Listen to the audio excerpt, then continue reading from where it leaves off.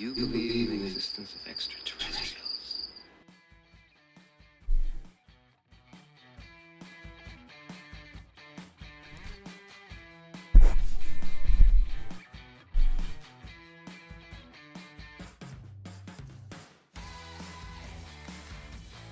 Good morning, good evening, or good afternoon, depending on where and when you're watching this broadcast.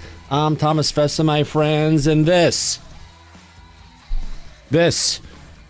is Disclosure tonight. Happy freaking Friday, everybody. Friday, May 23rd, 2025. Where has Disclosure gone? Where are the hearings? What happened to all these new whistleblowers coming out? Seems like they've gone on a summer pause. We know Lou's gone on a break, but what about the rest of Disclosure? Seems like everyone in Washington, D.C. is talking about something else, and my God, it doesn't look pretty, my friends. It seems, yeah, we got a lot of interesting things to talk about tonight. We've got a great guest here tonight. Mr. Tim Ventura is going to be in the audience. It's going to be one heck of a great show, my friends. We're going to be exploring the science of disclosure. It's some that Tim Ventura does on his Tim Ventura podcast on YouTube, where he does tons of great interviews with lots of scientists talking about the latest and greatest innovations, theories, and even stuff they figured out that'll blow your mind. On that note, let me go ahead and bring my co-host in, Mr. Mike Disclosure. Mike, how the hell are you? Doing well tonight. Fun conversation with our good friend Tim, and we have a lot to talk about Friday night. Yeah. I'm looking forward to it. It's going to be a lot of fun. Should be a fun one, I think. Absolutely it will. Oh, yeah. Tim is chock full. He also does the all propulsion. Yeah, he does. Yeah. Absolutely. There's a lot to talk about. There's always new things. Oh, yeah, absolutely. Without further delay, let's go ahead and bring Tim in. Tim, how you doing? Doing well. Thanks for having me. Of course, it's wonderful to have you here, my friend. I've had you before, Tim, but it's been a while. So we figured we'd have you come back on. Yeah, I think it's probably been about 6 months. It's good to be back. Thank you. Good to have you. Yeah, so a lot of things have been going on in the area of disclosure, in the area of research and stuff. I know you've been working a lot with Falcon Aerospace, and they've made some, interesting advances. Do you want to tell us about that? Yeah, if you want, I can give you. So I run the alt. Okay, let me drop a couple. Alt propulsion. I also do podcast, as you mentioned. I don't have the hand for that. Google inventory. And that's somewhat similar. Trying to cover everything, yes, as it like that. And then I also just started website UFO. That one might be brand new. Hold on a second. People are saying the sound is messed up. Say something, Tim. Hold on, let me do an audio check. Okay. Can you hear me? Here we go. Okay. Let's start that again. You were cranked down on audio, so. Okay. Well, thank you for having me, man. Start with the URLs. We'll go over that.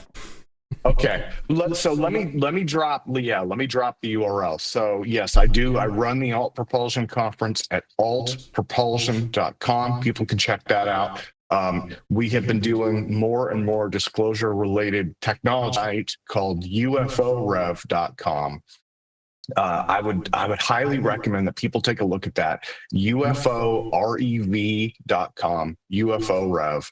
And that is dedicated towards UFO reverse engineering. And so, these are both like nonprofits. We're not trying to make money or profit or anything like that.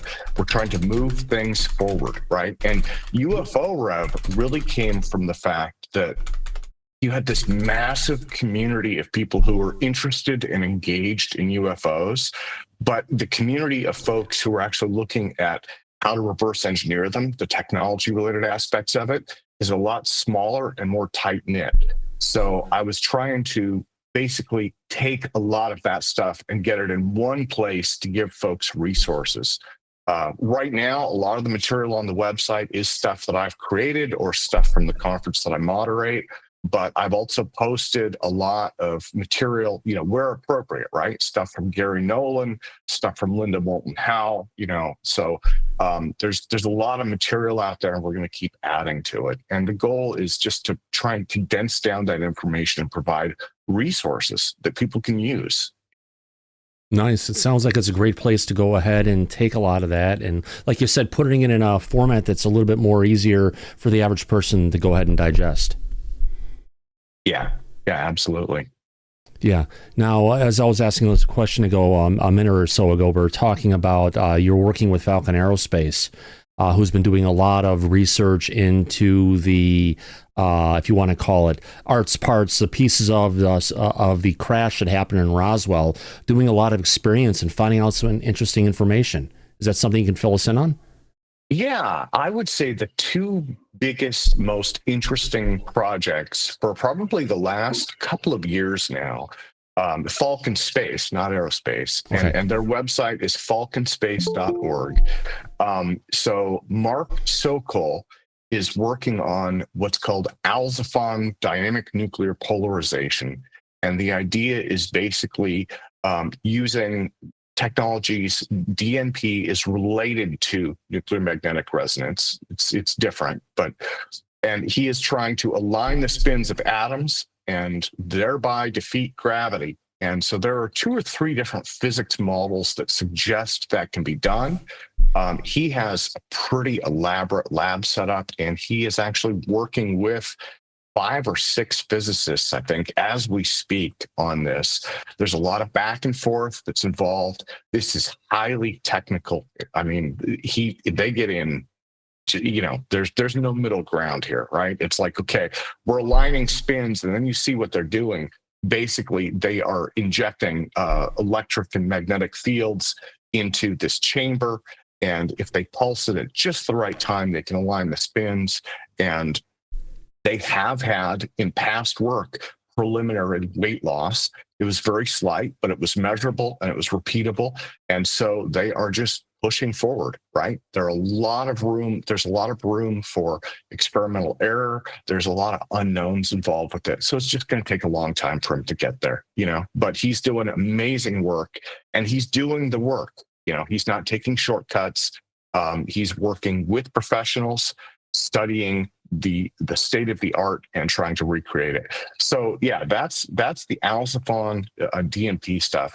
The other part, which has been exciting for me, is the ARTS parts sample analysis. And again, I mentioned Linda Moulton Howe a moment ago. We came into possession of a small sample, I think it was a 7 milligram sample of the actual ARTS parts collection last year. Falcon Space has that. Now, just really quick, for people who understand, what does ARTS parts stand for?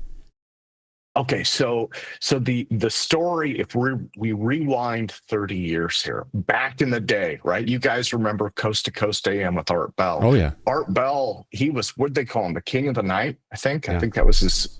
And he covered all of these anomalous phenomena. So he had someone in 1996, he had an anonymous person send him a series of letters.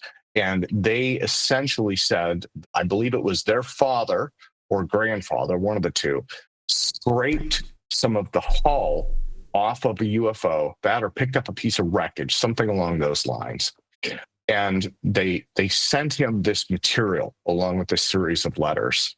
And they said, my granddad is getting ready to pass away. And this is kind of a deathbed request. And so here it is. So they sent him this material, which was a bismuth magnesium layered alloy of sorts. And it is unlike anything that is known on Earth. And so various people have looked at it and said, well, what could it have come from? And no one has found a match, right? So ARTS parts has been around. It's been this mystery, 30 years in the making, I guess.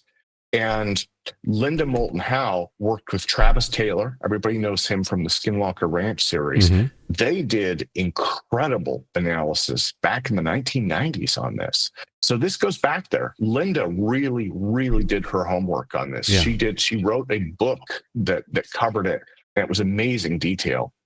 And then the parts traveled around. Various leaders in the UAP community have examined them, at different points in time. And then we came into possession of one of them. Another component of it went to Gary Nolan, and we've actually taken a look at his as well. And so they're generally the same. It's the same material. So we did testing and analysis, scanning electron microscope. We did TEM analysis, isotopic analysis. We did something called neutron activation analysis. I want to do a shout out to Dr. Matthew Sadaugas and the University of Albany for helping us with that. That actually involved irradiating the sample and then looking at the breakdown products as it returned to normal. And so we were able to go as deep into this as anybody has in the past. And again, my colleague and good friend Jared Yates, he continues his work. And then in addition to Art's Parts, once you start to work in this area, you start to get a reputation, right? So we have looked at the Dalnagorsk sample. That one, we're just looking at past reports, and we were talking to some of the researchers. We haven't actually analyzed Dalnagorsk yet. We've also looked at Frank Kimbler's Roswell skip site sample. We did SEM analysis of that. And we looked at, let me see, I'm forgetting what the other one was. There was one other sample that Steve Colburn gave us, and we did analysis of that as well. And so the San Augustine, plains of San Augustine, which was one of the nuclear test sites. So the San Augustine sample and the Kimbler sample were both basically aluminum.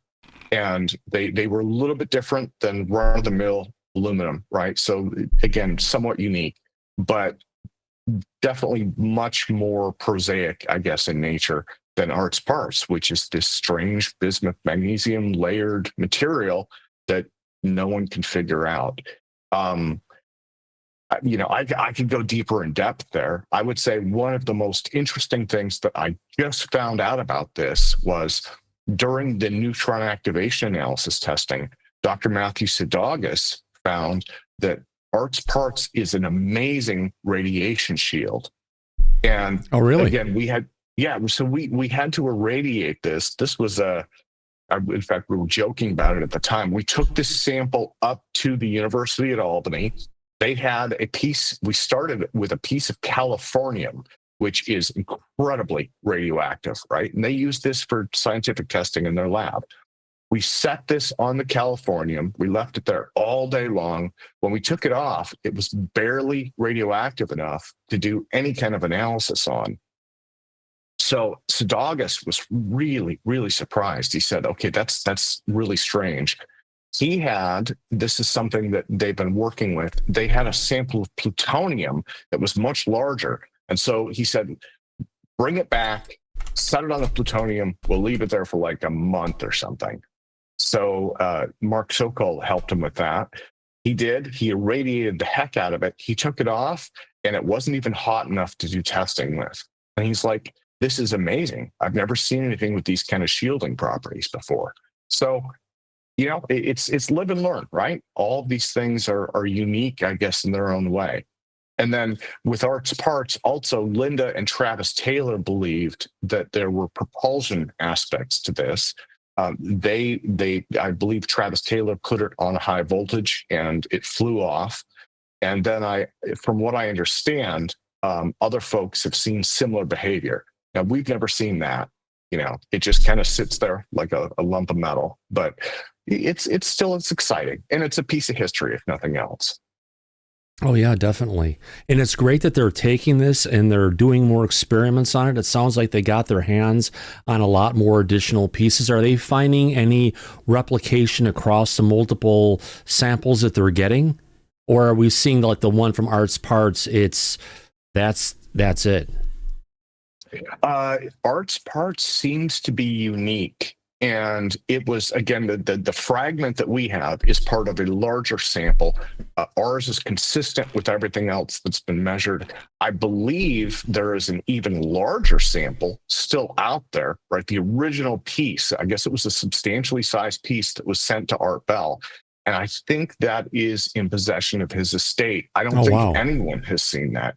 So it's just sitting in a lockbox, presumably. No, I had heard somewhere. that Linda Moulton Howe at one time sold a bunch of samples to the Stars Academy with Tom DeLonge and Lou Elizondo and everything was there. And that eventually went to the Army lab in Michigan, and they did analysis on it, and they eventually came back and said, nothing special here, folks. And that is again, that is somewhat interesting. It does have some special things that they left out. I can't read those to you offhand because I don't, but that's something that Jared has been concerned about, I guess. The other part that's worth noting is they did something like a 96-page report on this. And I think the report that they ultimately published was like 7 pages. So once again, I mean, this is something that we see all the time from the government, right? You get these book-length reports, and then what do we see? We see a few paragraphs that's like, nope, nothing to look at here. So, absolutely. Yeah, I remember that, Tim, because I'm also friends with Jared, as you know, and I've had long talks with him as well. And when AARO had sent this piece to be tested, because they did. And Thomas and I covered this at the time that they put this analysis report out. And I got to tell you, we're familiar with the work that Jared is doing with Mark and what the properties of this material is. So when that report had come out publicly from AARO, and I think they sent it to Oak Ridge National Laboratories, who determined that there was nothing to see here, folks, we immediately called bullshit on it. Yeah. We weren't going to let that stand. So you're right about what you said, and that's exactly what they tried to do. That was Dr. Sean Kirkpatrick at the time, from what I remember.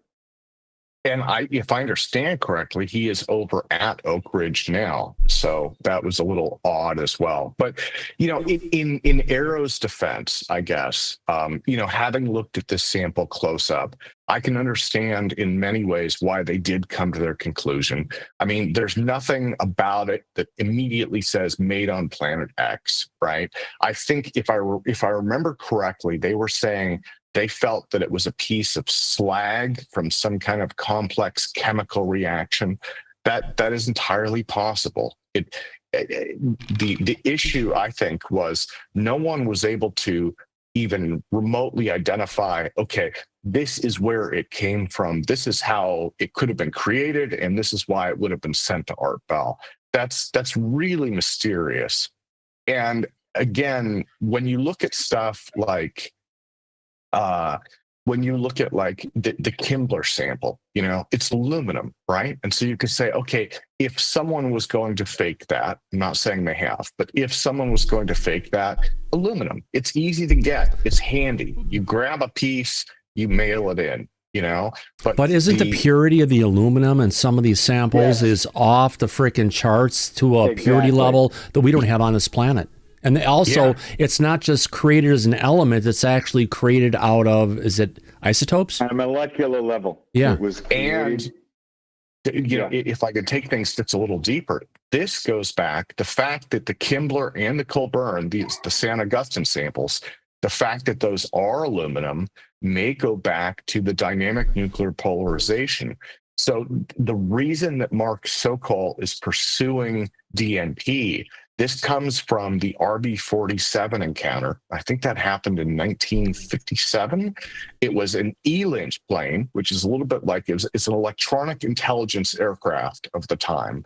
And it had a full scanning array to pick up electromagnetic signals, right? Presumably from Russian aircraft and things like that. It had a UFO encounter, and they recorded complex EM data.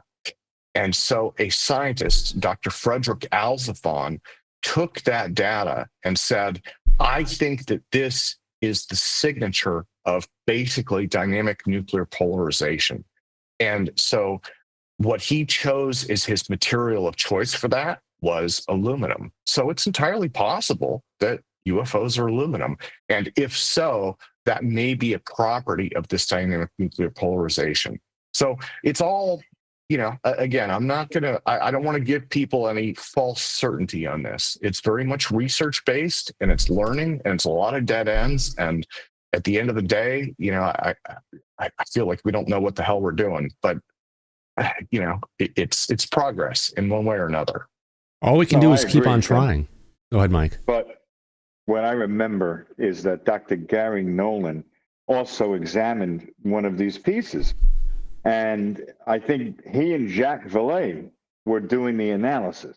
Yeah. And what Gary said was that the materials that this material is, this metamaterial is comprised of, is prosaic in nature because it can all be found here on Earth. But what Gary then said is that upon further analysis, they determined that the purity of the aluminum mixed with the bismuth is on a scale that is not found naturally here on Earth. And he said that it seems like it was manufactured in zero gravity and on a molecular level, which is something that we still can't do today. Well, it goes beyond a molecular level, Mike. It goes down to an atomic level, to where it almost looks like this stuff is actually 3D printed. And it's actually, and they've been trying to reproduce it, but the problem is they can lay down one particular layer of the material. When they come with the second layer of the material, they're getting a delamination, so they can't put the stuff together and stack it and make it stick. Yeah, that's the arts parts. That's the issue with arts parts is, again, in many ways you could look at this, and I think the Oak Ridge guesstimate was this could be some kind of a slag, but then the issue is, can we recreate this? No, we really can't. It's a magnesium bismuth bilayer, and not bilayer. It's multiple layers. And then there are questions that I guess there are a lot of questions that have gone unanswered. Like there is a specific thickness of the layers. Does that interact with, waveforms that might be going through it? Another question might be, there's a junction between those layers. Each of those layers has a... Please speak. You got to wait until we get to infrared. Thank you. Oh, yeah. So just in terms of the junction, that there are questions about whether or not that might act like a semiconductor. And again, if you're running a waveform through it, maybe that does something, And then there is yet another school of thought, and this is one that Jared has been researching as well. Maybe the bismuth magnesium is nothing more than a radiation shield. Linda also, in her book, she also talked about aluminum with iridium in it, which was doped on an atomic level, supposedly precisely placed iridium atoms. That came from what I believe was a private whistleblower. She didn't name who the person was. And they said behind this shielding was the aluminum and the iridium. That was what created the propulsion. So, that we're learning. We're learning a lot. Yeah. Absolutely. If we can, we've got some people in back with their hands up. First person is Michael. Go ahead, Michael. Okay, Tim, my question is kind of complicated.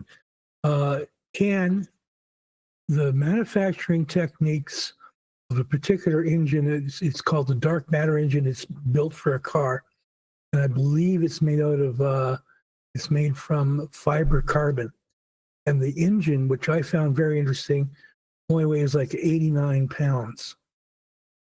Could that kind of technology be implemented into the manufacturing of the propulsion engines that we're seeking? I'm not familiar with that one, so I couldn't tell you. It's an engine that's made in Sweden, and I'll put the link in the back chat for you. Okay. It's a new design, and apparently is better than the Tulsa. But So I guess you can't answer my question. That's fine, Tim. Thanks. Yeah. Sorry, I'm just not familiar with it. So Chat isn't available. Okay. Okay, going on. Michael, you could put it in the back for Tim after we are in the back chat. Okay, so I'll just interject here. What is, because Michael is describing a demon engine. A demon engine? It is called a demon engine that hypothetically changes microscopic levels of reality. like Maxwell's demon. Is that what you're talking about? Maxwell's demon? Something along those lines, yeah. I need to be quite frank here, and I'm very sorry how passionate I am about this. The fields that you are exploring are developed at the exact same time as philosophy, as religion, as the concepts of time itself. We cannot measure that accurately because the esoteric side of religion goes into Jewish mysticism of Kabbalah, which is extremely different from our normal perceptions of measuring. Yeah, you're talking about ancient perceptions in a cargo cult kind of a way where we're seeing something back then, applying it to what they thought then, and we're trying to take those analogies through to today. Calculate it. We cannot calculate it in the way that we are because it comes from esotericism, which is in itself an implantation, a seed that is implanted in the mind, which is base knowledge, which comes from something called the hero's journey, which is now always displayed to you in themes of fiction, Lord of the Rings, Minecraft, all of these. Well, The Hero's Journey is a book that was written by the writers at Disney that basically talks about the formula that they use for every single story that they go through. Okay. If we can, let's move on from this and get back to the conversation with Tim. It originates from the 17th century. Well, I mean, my thought would be, and I don't want to cause trouble, but one of the reasons that I started working on that UFO Rev website was the UFO community has been in a little bit of a lull lately. And one of the things that I've seen is a turn inward where it's becoming more, philosophy based. And you have a lot of folks now talking about remote viewing and psionics again. And it's going towards the world of the subjective. And then the problem is you can't, like folks like me, we can't do anything with that, right? No. And so, like in a strange sort of way, there's this, for me at least, a part of my brain that's pushing back and saying, let's try and get nuts and bolts here, right? Like if we can. I mean, that's the world that we live in, So, like in terms of Tesla and stuff like that, it's a car, it's built a certain way, you push a button, it does a predictable action. Right. That's that. And the thing is, like, if I'm doing remote viewing, doing visualizations going on, I can see it and experience it, but I'm telling you about it. It's nothing that you can go ahead, rewind and see what's going on. It comes down to my ability to communicate to you what's going on. If something comes out of that, cool. Beyond that, you can't be subjective because it's all consciousness. Yeah. I mean, that's. And I'm very much into consciousness studies. That's something that, I do podcasts on it and stuff like that. But, I try and separate that too, because again, some of that, it has like intellectual and emotional value, and it has meaning, it has deep meaning to the people who experience it. But you can't share that with other people, and you can't really use that to solve big problems. So. Yeah, absolutely. Sergeant Dan, actually, Greg, I think is next, and then Sergeant Daniel. Greg, go ahead. Thomas, good evening, sir. Tim, pleasure to meet you, man. I love what you're saying. I'm a big fan of how the micro controls the macro, and I recently learned about these nodes about 2 miles down in the ocean who create like electrolysis, and they feed off that, and it takes like a cubic centimeter for millions of years for these nodes to develop. But manganese nodes, right? Yeah, and the beasts on the bottom of the ocean actually feed off the electrolysis. So what are your thoughts on that? Do you think, I mean, that's like the predetermined like base of how life was formed, or are you actually more like grabbing from like the outer limits of, say, like space-time of, you know what I mean? Like that's extraordinary, right? Yeah, well, so my understanding that the manganese nodes were just in the news. These are nodes of a relatively pure metal. Manganese is used to harden steel. So they put it into railroad tracks. It makes the railroad tracks incredibly hard, right, to support the weight of the train. And they also use it in things like when you need performance steel, right, like for whatever application where it's not going to easily dull or bend, they would add manganese as well as stuff like chrome vanadium and things like that. So it has these very important applications. These nodules are relatively pure, so they can harvest these from the ocean floor, add them to their steel refinery mix, right, and make the special steel. The problem becomes these are, in terms of being a resource, there are worries about disrupting the low ocean environment, and there are worries about the renewability of it, right? If we take all these manganese nodules, because they take millions of years to grow, I guess, what happens then? What happens to the ocean chemistry and everything else? And haven't they found out recently also some of these nodules are down there as well? They're actually finding that the Earth actually generates its own oxygen? They call it dark. Yeah. They call it dark oxygen. Yeah, like saying, yeah, right, Tim? Yeah. So now the life aspect of it is interesting, but it wouldn't surprise me. There are all sorts of biosystems. I wouldn't say that life originated that way, but I don't have any good thoughts on that. What I have done is dug in a fair amount to panspermia, the idea of panspermia, and that is incredibly interesting.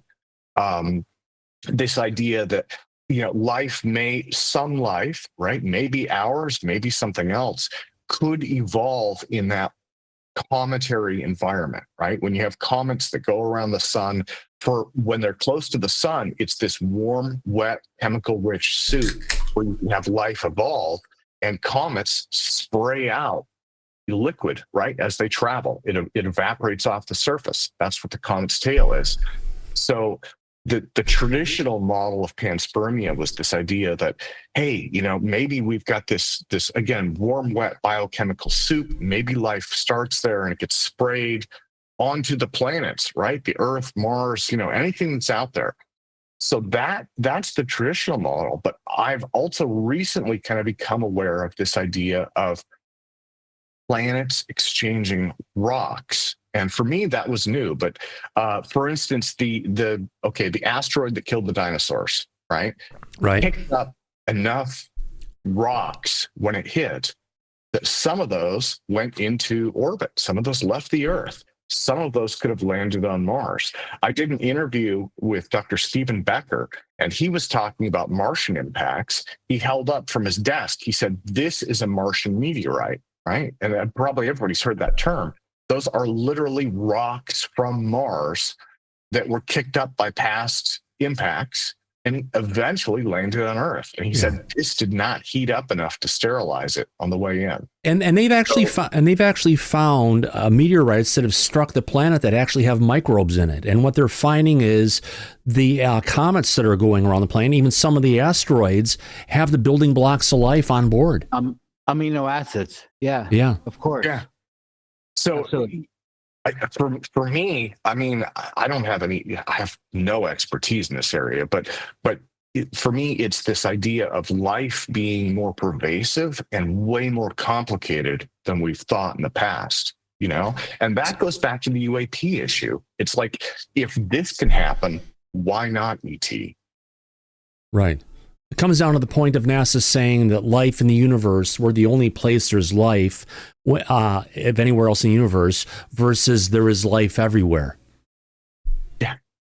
Well, and so the Drake equation, right, which I've studied intensely, that was focused on predicting the number of technologically communicative civilizations out there, right? So folks like us, where they've got radio antennas pointed to the cosmos and they're broadcasting, saying, "Is anybody home?"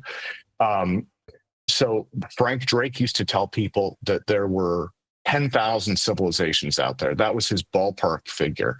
There could be less, there could be thousands of times more. But one of the things that gets downplayed in his calculations was for every one of those radio using species, you may have thousands, potentially tens of thousands of worlds with life, as well as ancient ruins. And his calculations also, which are still used as kind of a ballpark in many ways, they leave out stuff like migration of life. So things like ET and UFOs, that doesn't factor in at all. Well, Tim, like you're just saying, like, I mean, these nodes are actually found on the deep surfaces underneath water, like 2 miles down. And the same nodes could be perhaps like, you know, on the moons of like, perhaps like evolving around or revolving around like Jupiter, perhaps. So that your Drake equation, I think it adds tenfold to what we're saying. Thank you for your time. Yeah, absolutely, Greg. It was good talking to you. If we can go on to Andy next. Andy, go ahead. Oh, I think Sergeant Daniel had his hand up. That's okay. You're already talking, my friend. I'll get to Sergeant Daniel next. It said you were next in line from here, but go ahead, my friend. Okay, yeah. You know, we've gone on through Greg saying about these nodules, or, you know, at the bottom of the ocean. I always go to the deepest ocean to basically proof positive there must be life elsewhere other than this planet. You know, we look at the volcanic vents. Each volcanic vent, it seems to have its own microcosm of and its own. It's almost its own planet, if you want to. You know, each vent has its own forms of life, and they're you know, they're different from one event that may be a mile away. You know, so it just goes to prove, you know, you go to somewhere which will implode us like you know. Yeah, whatever. Totally inhospitable according to our standards of what requires life. We say life requires oxygen and all these different things, nitrogen to get there. But you're talking about these things that are down coming off these hydrothermal vents on the bottom of the oceans, where no life at all should exist because of the pressure, because of the temperatures, because of the chemical compositions coming out of these vents, but life flourishes. Yeah, and also, you know, you see a lot of these, they've got these tube worms and other creatures that are exceedingly soft. You know, they're sponge-like, which, to my mind, I'm no scientist whatsoever. They shouldn't exist in that kind of pressure. These things shouldn't exist, yet they do. Right. You know, like life, somebody I saw in chat, but life finds a way. And I think that's, you know, wherever there's a niche for life, it will grab a hold. And yeah, we may not be talking about things that look anything like us, but they could look anything like, well, you know, the sky's the limit, really. I've heard about, I think it was John Brandenburg, Dr. John Brandenburg he did a presentation on Panspermia at the conference a couple of months ago. And he had talked about this idea of like a second Copernican revolution, right? And so, you know, obviously the first one was this realization that the Earth is not the center of the universe, you know, that the sun is the center of the solar system. We go around it. You know, everything does not orbit us, right? And so it was kind of expanding our vision, but also humbling, I think. People had problems with that centuries ago.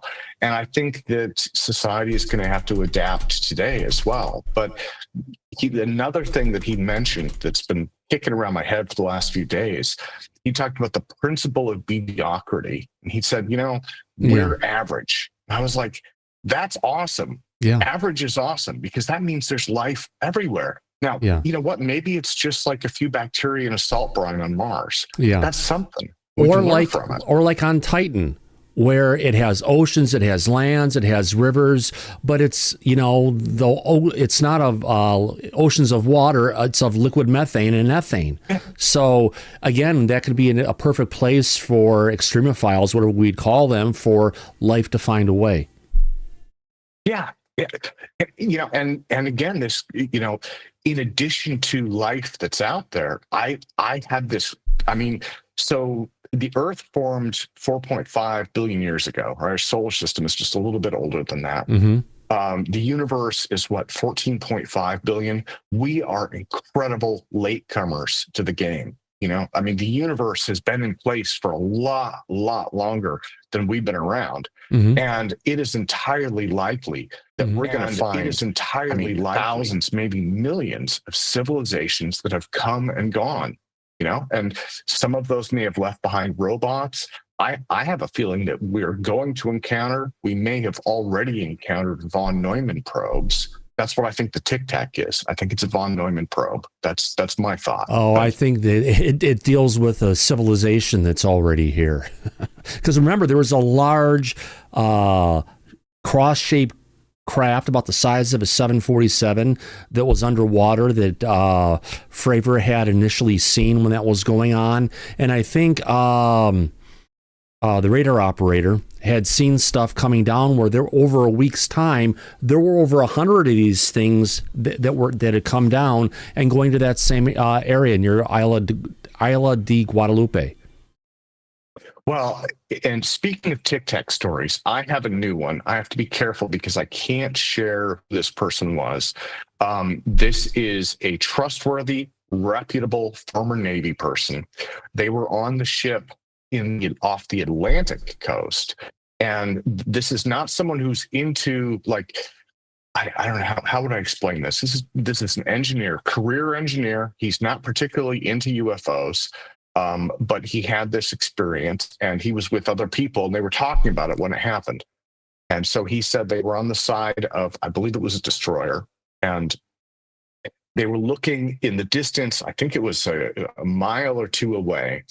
And he saw a Tic Tac come out of the water, very much like the one, he said it was similar to the one that was captured on film, I think in 2019. I think that one was off the coast of California. So the Tic Tac came out of the water and hovered, and it just stayed there. And then at some later time, it went back in. And I was like, well, that's interesting. And I said, well, what? And he said, the thing that really got him about it was, he said, this happened, I think it was 2 or more times during the day, right? And so this wasn't an optical illusion. And again, there were folks standing around saying, look, do you see that? They're like, yeah, we see it. He alluded to the fact, because again, he said he couldn't say outright, but he hinted at the fact that this was caught on multiple sensors, so not just visual. But he said the most interesting thing was when it came out of the water, he said you could see the water sheeting off it, but it was sheeting off it. He said it was maybe a foot or 2 over the hull. So it wasn't coming right off the craft. It was sheeting off space over the craft. And I said, does that sound like a warp, or does that sound like a force field of some kind? And he said, yeah. He's like, that's a great way to describe it. So that's maybe confirmation in some way or supporting material. It's just a story, right? I don't have any photos or video. I don't think he does either. But I just heard that one last week, and I thought, maybe this is maybe they're using some kind of warp drive or something. Yeah, potentially. Interesting to say the least. Does that answer your question, Andy? Yeah, if I can operate my button. Yeah, brilliant. Thank you, Tim. Absolutely. Oh, yeah, absolutely. Let's get on to next. Sergeant Daniel, go ahead. So, how you doing, Tim? So, from a quantum computing standpoint, do you think it's going to answer all the questions? AI and quantum computing with the invention of that. I think that's where the reason why we're going to get disclosure is probably most of these questions are going to be answered, pretty readily with quantum computing. But with all the big brains that you've been in contact with and been dealing with, what's your feeling on reverse engineering? Are we actually reverse engineering stuff, or do you think it's a lost cause like a lot of people think? I am honestly not sure. I haven't seen any smoking gun. I wish I had. I wish I had smoking gun stuff where I could say, yes, this is absolutely going on. In terms of what they've been talking about in Congress, either directly or strongly hinting at it, are these supposed defense contractor reverse engineering projects of crashed UFOs. And I think I'm in the same boat that everybody else is. It's like a mirage, right? It's always over the horizon. It's like you can see it, but then when you get close, it moves. And so I haven't seen any smoking gun stuff myself that's, that I could say, yeah, this is proof. But that being said, I think, again, that my hope is that, like, in the civilian sector, in the public sector, we can start to look at these materials, not just the stuff that the folks I know are working with, but stuff that's out there that is credible. Maybe we can use that as an inspiration. Maybe tech folks can start to reverse engineer more in general, Absolutely. Thank you. Yeah. Try to get the dog to go upstairs and eat. Let me get him. Mike, take the helm for a second, my friend.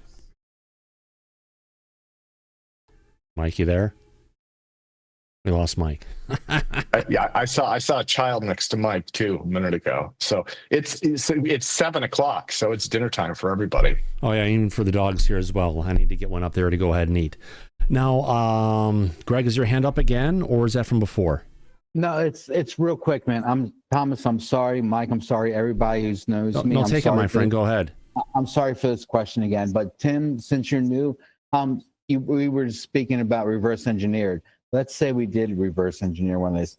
Do you feel like the military tests against itself? Like, say this Tic Tac, say it is ours, right? Will they test it against our own military instead of? Yeah, I know exactly what you're talking about. This idea of, okay, it's a training exercise. Would they dump some kind of reverse engineered craft into that, even though it would disrupt fighter aircraft? I don't think they would. I think that would violate pretty much every naval rule they have there, So I don't think that was anything of ours they were experimenting with. And for that matter, based on the performance of these craft, I don't think that there's anything Russia or China could cook up that would offer that kind of performance. I mean, when you get into the 5 observables, right, the kind of accelerations and velocities these things have, as well as being able, like the Aguadilla video, right? You see this craft, it's going, I think, like something like close to 100 knots, and it goes into the water. And it flies under the water, and then it comes back out. It flies into the water, and then it accelerates once it's under the water. Yeah, we don't have craft we can't build craft that do that. And it wasn't creating a big splash profile or anything like that. During that, it was just basically was there, went under the water, and then just frickin' took off. But that's reverse engineering at its finest. If we right? could. If the U.S. military had weapons like this, Greg, they'd use it, because you take a craft like the Tic Tac, right? You broadside a ship with that. When you go through that ship, you're going to punch a hole into it, and as you come out the other side of that craft, you will suck everything from the inside of that ship out to the other side. But what I'm saying is, though, why wouldn't you test it against our military? That's the safest spot. You're going to send F-15s, whatever you have, up there with nothing underneath their wings, nothing harming. And if this say this like reverse engineered aircraft does crash or whatever, you don't want it to crash over an adversary's grounds or anything. You want it to crash in ours, so that way we can regain it. You know what I'm saying? So that's why it's still on our little bit of a cradle. So it's this, and we think about 3D printing, right? We know that now it's in every library. So what's to say that we can't 3D print with atoms at this point, or even like they've tried and they failed. They can print out shapes. They can make little shapes. IBM's done it before for Christmas and all that stuff. Yeah. You're talking plastics. I'm talking like at a molecular structure, dude, like atoms and stuff. Yeah, they build it on. I don't think they would test. I don't think they would test now. Like what Greg is saying, the idea would be if they were going to do that, right? They would have some kind of warning. Hey, we're testing a new prototype aircraft. Don't freak out. This is a live training exercise, though. So you're going to see some stuff, but you would. Because listen, that's the best of both worlds. You get the offensive point, like to test our radars against that kind of structure, and then you also get the defensive point to the point of the Tic Tac. What better way to learn and see your sensors? But if they're going to put it out there in a blue-on-blue operation, they're already going to know what the Aegis system, what they're going to be able to see. They're already going to know the signal profiles of what can be picked up, what can't be picked up. And remember, Greg, they talked about over Kevin Day when he was here on the channel talked about there were over 100 that were in the upper atmosphere that came down in groups that they were dealing with throughout that entire week. So I guess there's a slight possibility it could have been something potentially ours, but if it is, our military would already be leveraging it today. The other part too is if there's a crash, if one of those F-15s crashes because they get confused or distracted or God knows what, we're liable. Like the military is liable, and any responsible commander would not put their own troops in that kind of jeopardy. Well, no, they would. I mean, they send them out to die every day. Why wouldn't you? You know what I'm saying? But I forgot what I was going to say. All right, go. I appreciate it, Tim. Thanks, Thomas. Tim. Yeah, I agree with Tim. There's no way that they would be testing any type of reverse engineering technology in the middle of a hotbed like a nuclear task force carrier group exercise off the continental United States, no less. Why did Kevin Day let him stay up there for 3 days? His report was we saw him 3 days. They retested the radar, and they were still up there at least a week. Why would you let something up? Right? Why would you let something in your airspace hover for? You say a week. I say 3. I thought the count was 3 days, but still, no. and then reprogram it, and they reprogram the radar, and they still had these symbols on their radar. So why would you let them up there? There's no way. I mean. A lot of it, from my understanding, I mean, they did scramble fighters, right? They tried to intercept. They had these weird, and my understanding of what happened in general was the Navy just didn't want to deal with this. They were like, we don't know what's going on there. We don't have the details. We don't want to deal with it. So, in terms of letting it stay, my thought would be somebody probably just said, hey, just get rid of it if you can, or ignore it, right? I mean, here's the thing. I can answer the question, and I can tell you what the point that Tim is making. We had, like Thomas pointed out, Kevin Day here on the show, and he spoke all about this. And I also spoke with Kevin privately. I can tell you that he was the radar operator. He was tracking these objects. He was air traffic control for the group. And he notified command in the CIC, including up to the captain, and told him that these objects are not going away. They seem to be swarming the carrier group. And after about a week of this, what had finally happened is when Commander Fravor went out with Lieutenant Alex Dietrich, he finally told the captain, listen, this is not going away. It's actually at the point now where it's interfering directly with air traffic. It's an air safety issue. At that point, the captain then changed, because when Fravor and Dietrich went out, they were on a training mission. They were out there on a training mission. And then the captain ordered them, Kevin Day radioed in and told them, real world tasking. We need you to abort the training mission, and we need you to intercept this object because we need to know what it is. And that's exactly what Fravor did with Dietrich. So I understand, Mike, but don't you think like the higher ups would already know, oh, this is ours, so therefore they're like, okay, they let it slide? Because I agree with you. I believe. But I don't think it was theirs. There's no indication that they knew what it was, right? Yeah. And yeah, and that's even more dangerous. You don't know something's going in your airspace. Hey, really quick, Sergeant Corporal Abe, are you still here? I know you had your hand up earlier. He did. Let me check if he's still present. I think he should be. Yeah. Let's see. Yeah, he's here.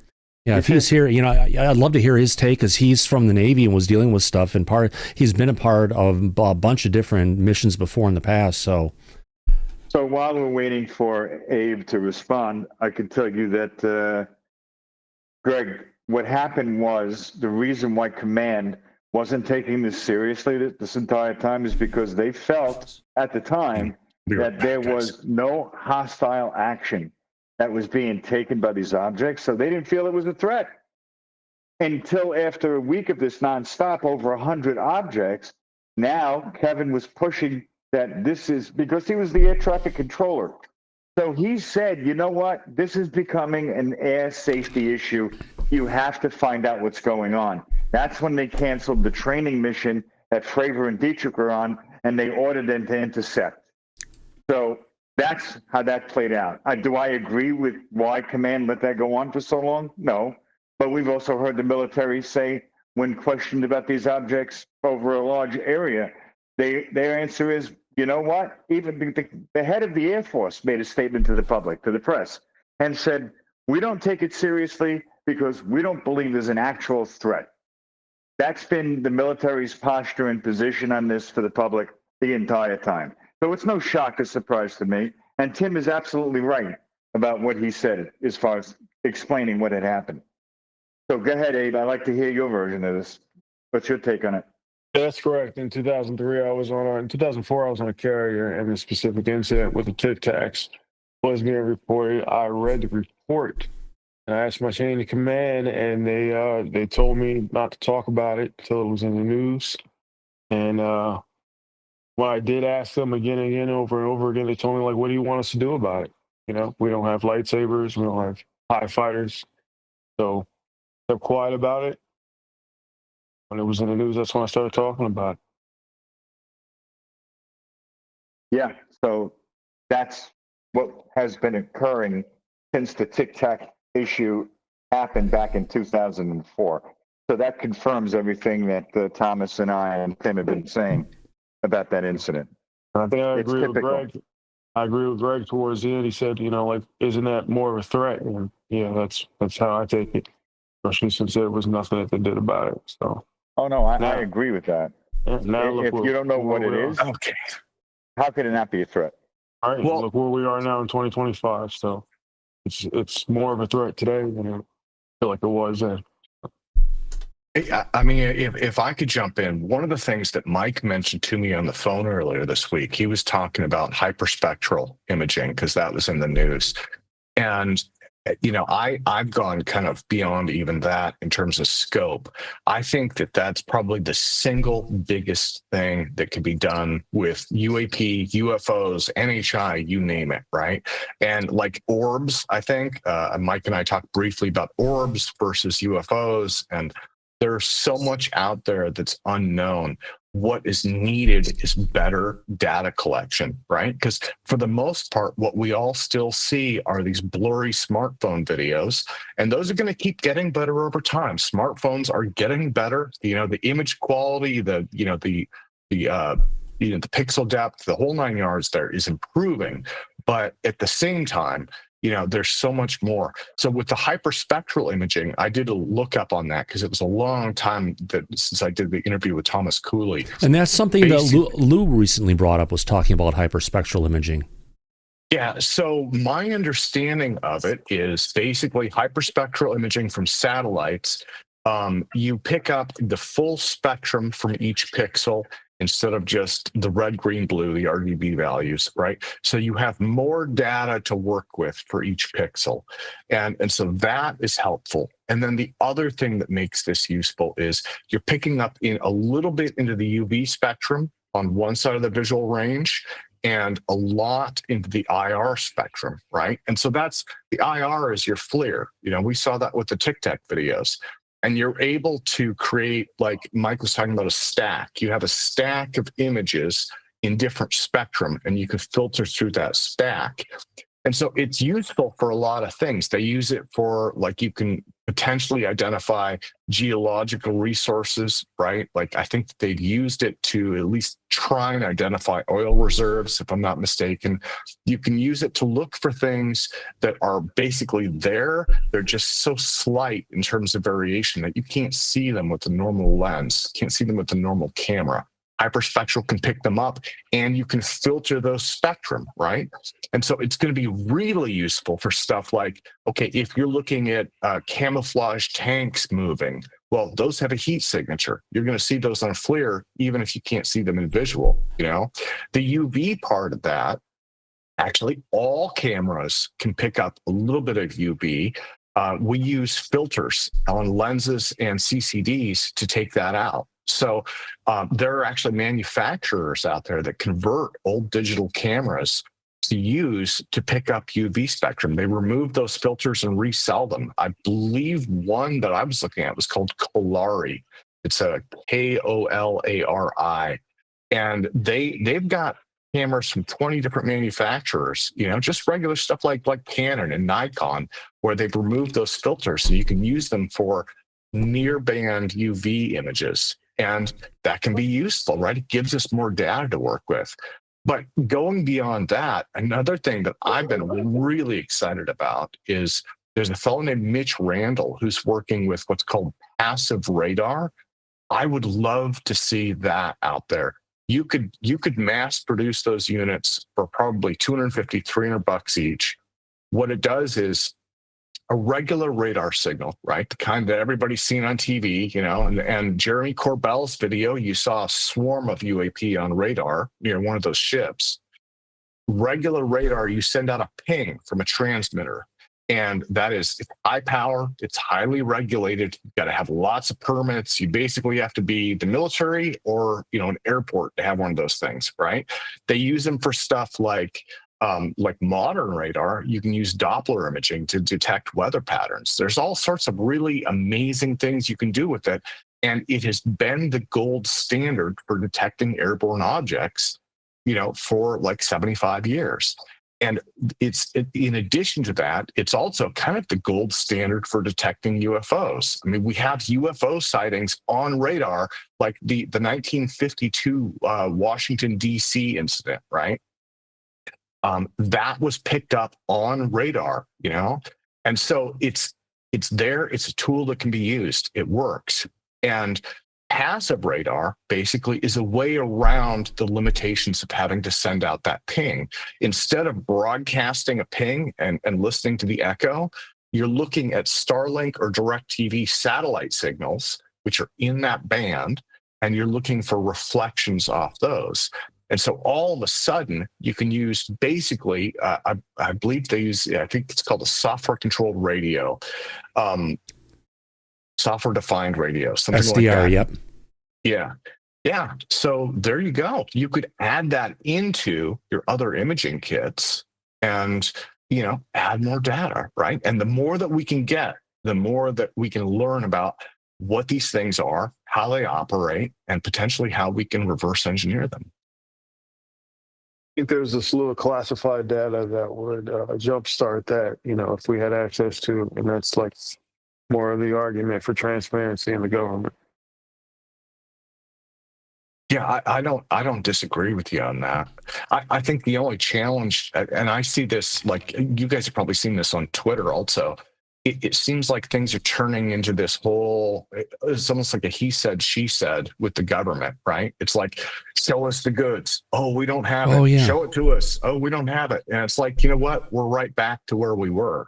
So how can we do something different? We're even in a worse place because now you have people who are quote unquote whistleblowers coming to someone like Eric Burleson and saying, oh yeah, the Tic Tac, it was a Generation 1 Lockheed implementation. And now we've got stuff that's multiple generations beyond that. And it just looks into, because it's in the trust me bro category of disclosure, a lot of people saying things with nothing to back it up. It does allow a lot of stuff to potentially get in the door and start getting put out there when it's purely disinformation. Yeah. No, that's an excellent point. I mean, there are so many people saying so many things, not just saying, but then now that we have AI image and video generation, right? We have tons and tons of fake UFO videos coming out, and some of them are pretty good. I mean, they're being dumped en masse into Facebook groups. So. Yeah, well, AI has gotten really good, and new tools come out on a regular basis, and it is getting harder and harder to determine what's real and what's not. Now, I know Alice has had her hand up for a while. Alice, go ahead. Yeah, hi, Tim. Hey, Alice. I'm wondering if you have an opinion on this. It's quite rudimentary to what you guys have been talking about, but it does have to do with reverse engineering. And that is, a lot of the technology that we have now was debuted 50, 60 years ago on the sci-fi shows. Do you have an opinion on that? Yeah. Can you be more specific? Well, like you were just talking about creating something, and they used to have the holograph room or something, or the handheld lasers, or I got it. Communications. So you're talking about technology that was like, that they put in science fiction back, 50 plus years ago, predicting what the future is going to be like. And the stuff that they were talking about is actually coming to fruition. And I'm wondering if that's the reverse engineering. They saw the things back then, but they didn't know how it worked. I don't know, because so many of those things have come to fruition. I'd say it's more of sometimes is one of the things that Salvatore Pais said in the past. He's the guy who did all the UFO patents for the Navy back in the day. We have to make sure that we don't say anything that would even inspire our enemy. So they may have gotten inspiration, but just as technology has moved on, we've got iPhones, we've got iPads, like you saw in Star Trek a long time ago. Yeah, 56 years ago. Alice, if going directly to what you said, right? I think Philip Corso had written that the transistor was supposed to be a spinoff of Roswell, so that would be one of the earliest reverse engineering activities. But then another component of this that for me that comes to mind is the Star Trek communicator, right? When I was a kid, everybody wanted one of those, and it inspired the development, as Thomas mentioned, it inspired the development of today's smartphones, right? So now we all have one. Well, it probably played a role in inspiring those engineers. Well, where did that idea come from is what I'm getting to. Where do you think it was from alien intervention that we found out about these types of things? Or do you think it was just somebody dreamed it up one day? I think it's imagination. Some of this stuff... Yeah, I think it might be dangerous to attribute too much of this to ET. A lot of this, and the reason I say that is it undermines human ingenuity, right? And like the Star Trek communicator as one example, okay, even before that, there was the Dick Tracy watch. Remember that back in the day? Yeah, I do. I didn't think about that. Yeah, so it's human innovation, our ability to dream and make these dreams real, and and that goes to this whole reverse engineering idea, right? And there are a lot of different ways that you could view that. You could, it's like you can turn this thing around and view it from different angles, but one of those could be this reverse engineering activity may help focus and inspire us as a species to develop things that we want to be real, even if they don't necessarily work that way, right? I mean, You know, when you look at the reality of rockets, right, and the space race and SpaceX and what's happening today, and you look at the dreams from the 1930s, because back in the 30s, they were doing comic books about rockets, right? You had Buck Rogers and Flash Gordon. So, you know, it again, we made it real. If you think about the Jetsons, I think we can do almost everything that they were doing back then. It's pretty interesting. The floating cars, not quite yet. They are. No, they have that in China. They already have a car that goes. They've got a bunch of different ones, but it's not like you've got cities and all this different stuff. We're on the cusp of that technology. But clearly, what Jetson had going wasn't something based on fans or blades to go ahead and keep it up. Those were truly anti-gravity vehicles. Oh well. Yeah, but yeah, when I was a kid, they said by the time I hit 30, we're going to have our flying cars. We're the flying cars. Well, thank you. Absolutely. Thanks, Tim. Now, Mike, I know you wanted to bring up some stuff you were on. We talked about before the show. Are you with us, my friend? I'm right here. You want to take the helm? Well, Tim mentioned about what we spoke about in regards to Lou mentioning recently to Dr. Phil, of all people, about the hyperspectral imaging. Right, yeah. Tim and I discussed privately about this. And Tim, you want to share with the audience our conversation? You told me that the hyperspectral imaging in the satellites that the government currently employs is limited in its scope. And you said, what was it, multimodal would be a much more accurate type of sensors that they can employ, but they're not? Yeah, I mean, you know, and a lot of the hyperspectral stuff it's very technical. I don't know all the technical details, and I'm sure that a fair amount of that is classified, right? So I wouldn't be able to know those. So again, based on the reading that I've done, what I was able to glean, hyperspectral basically provides more information per pixel.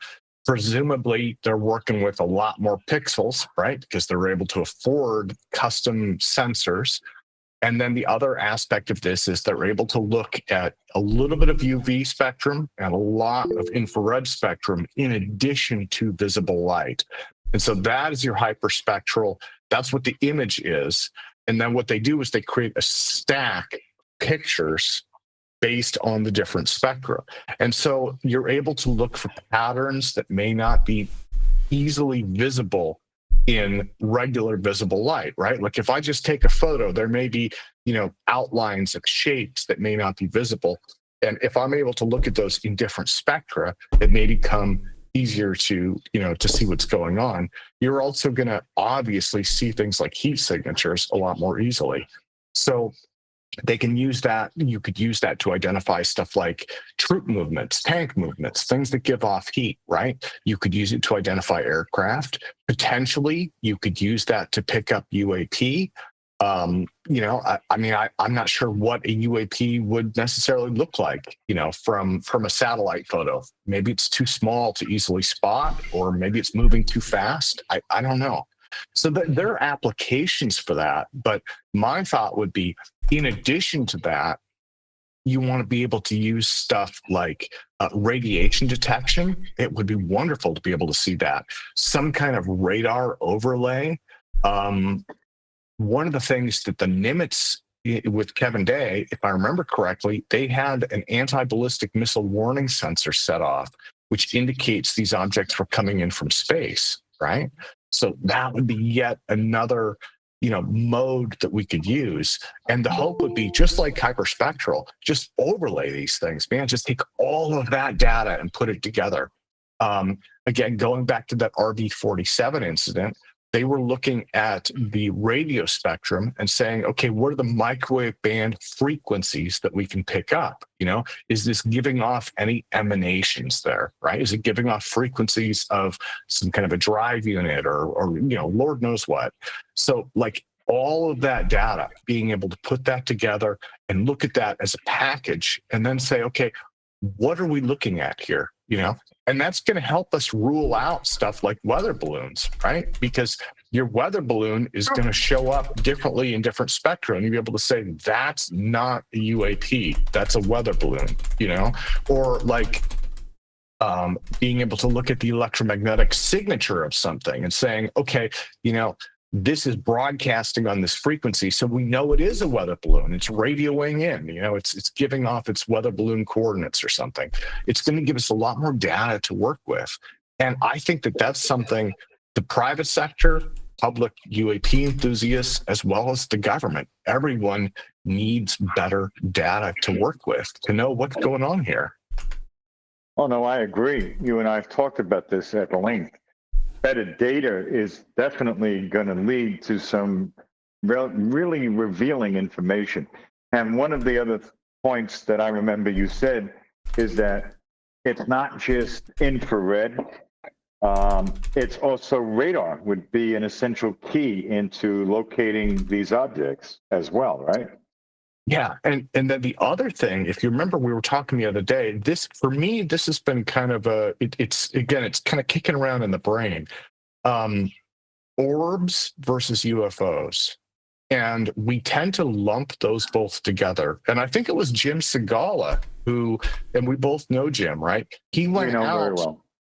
He went out to a hot spot looking for UFOs. He ended up documenting orbs, and the characteristics of these are different. And my question has been, maybe these are two separate phenomena, and because they're both happening in the night sky, we're just looking at both of them going, they're both UFOs. Maybe we're looking at two different things there. That's a good point. No, it's very interesting. And I also shared with you when we were talking about this that the government has files on unknown objects that it's able to track, mostly from the military side of things. And of all of the recorded video footage that's on secret government internet, 90% of the objects that they pick up are in fact orbs, which when I found this out, I found that very interesting, because it means that with all of the unknown objects out in the sky and all of the military filing reports of what they've been seeing, it turns out that these orb objects are prevalent and a much higher percentage level. So you're right that they could be unrelated or some type of technology that these UAP could be utilizing. We don't have enough data to be able to determine that. If the government finally released to the scientific community a lot of this data and information, I think we might have a better idea of what may be going on, but we know that they haven't done that, and they probably are not going to do that. The thing that comes to my mind with orbs, from what I have seen in terms of videos, as well as everything that I've kind of been told and heard, is these seem to be more of like energy shapes than vehicles, right? I mean, when you're talking about UAP, you're talking about UFOs, things along those lines. Again, it's mechanical, bismuth, magnesium, aluminum, it looks like a vehicle. It's flying, With these orbs, everything seems to be more, it's like a ball of energy. And I think back in the day, they used to dismiss these as swamp gas, right? Yeah. Ball lightning. They call ball lightning. Yeah. But I mean, the characteristics and the prevalence of this does not match that at all. No, I've got orbs that fly right in front of my house on a regular basis. I've seen them like 5 times already so far. It's a orangish color orb, like we've seen so many other places. It's about a couple 100 feet, maybe 300 feet up in the air at the absolute most, just taking its time, just cruising across the sky as you can go ahead and see it, not making any kind of noise whatsoever. And it just kind of fits the profile of a lot of the orbs. Unfortunately, I've never seen multiple ones at the same time, but it's always been this one straggler doing its thing. But it's part of this phenomena. Yeah.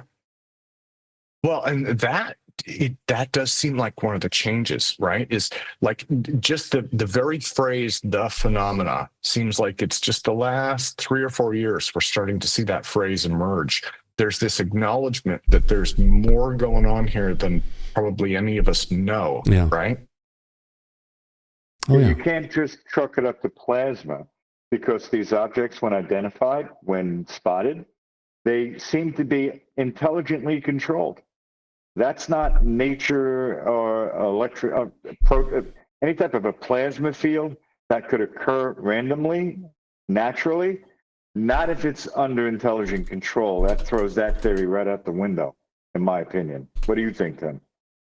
Yeah, and again, if you're talking about like the old swamp gas theory or ball lightning or a combination of those, is you get basically like methane that bubbles up from the bottom of a swamp, and maybe it gets charged, and so it's glowing a little bit, you know.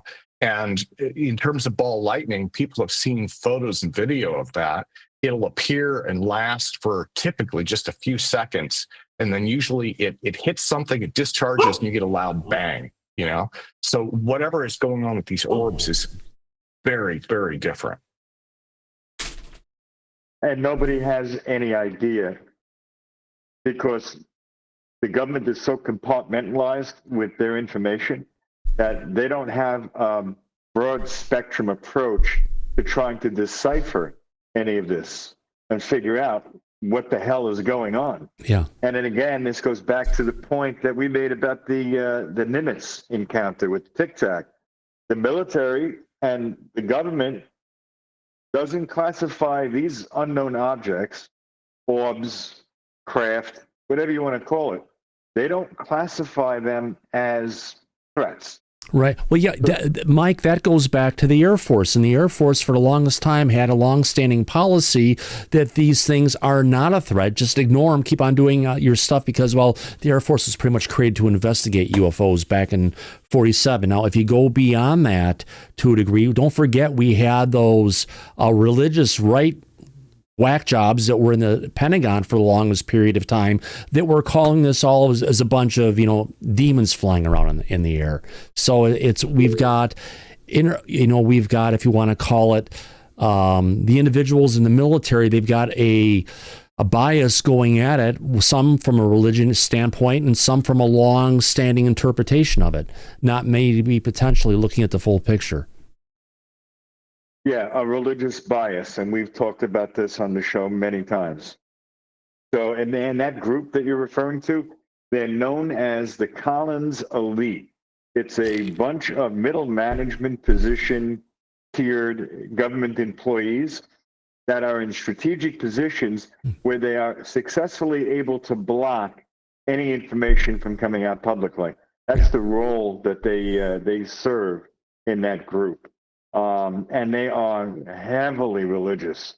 I mean, devout, which gets in the way, and it creates an unfair bias, and that blocks the information from coming out where it should. So, what do you think about that, Tim?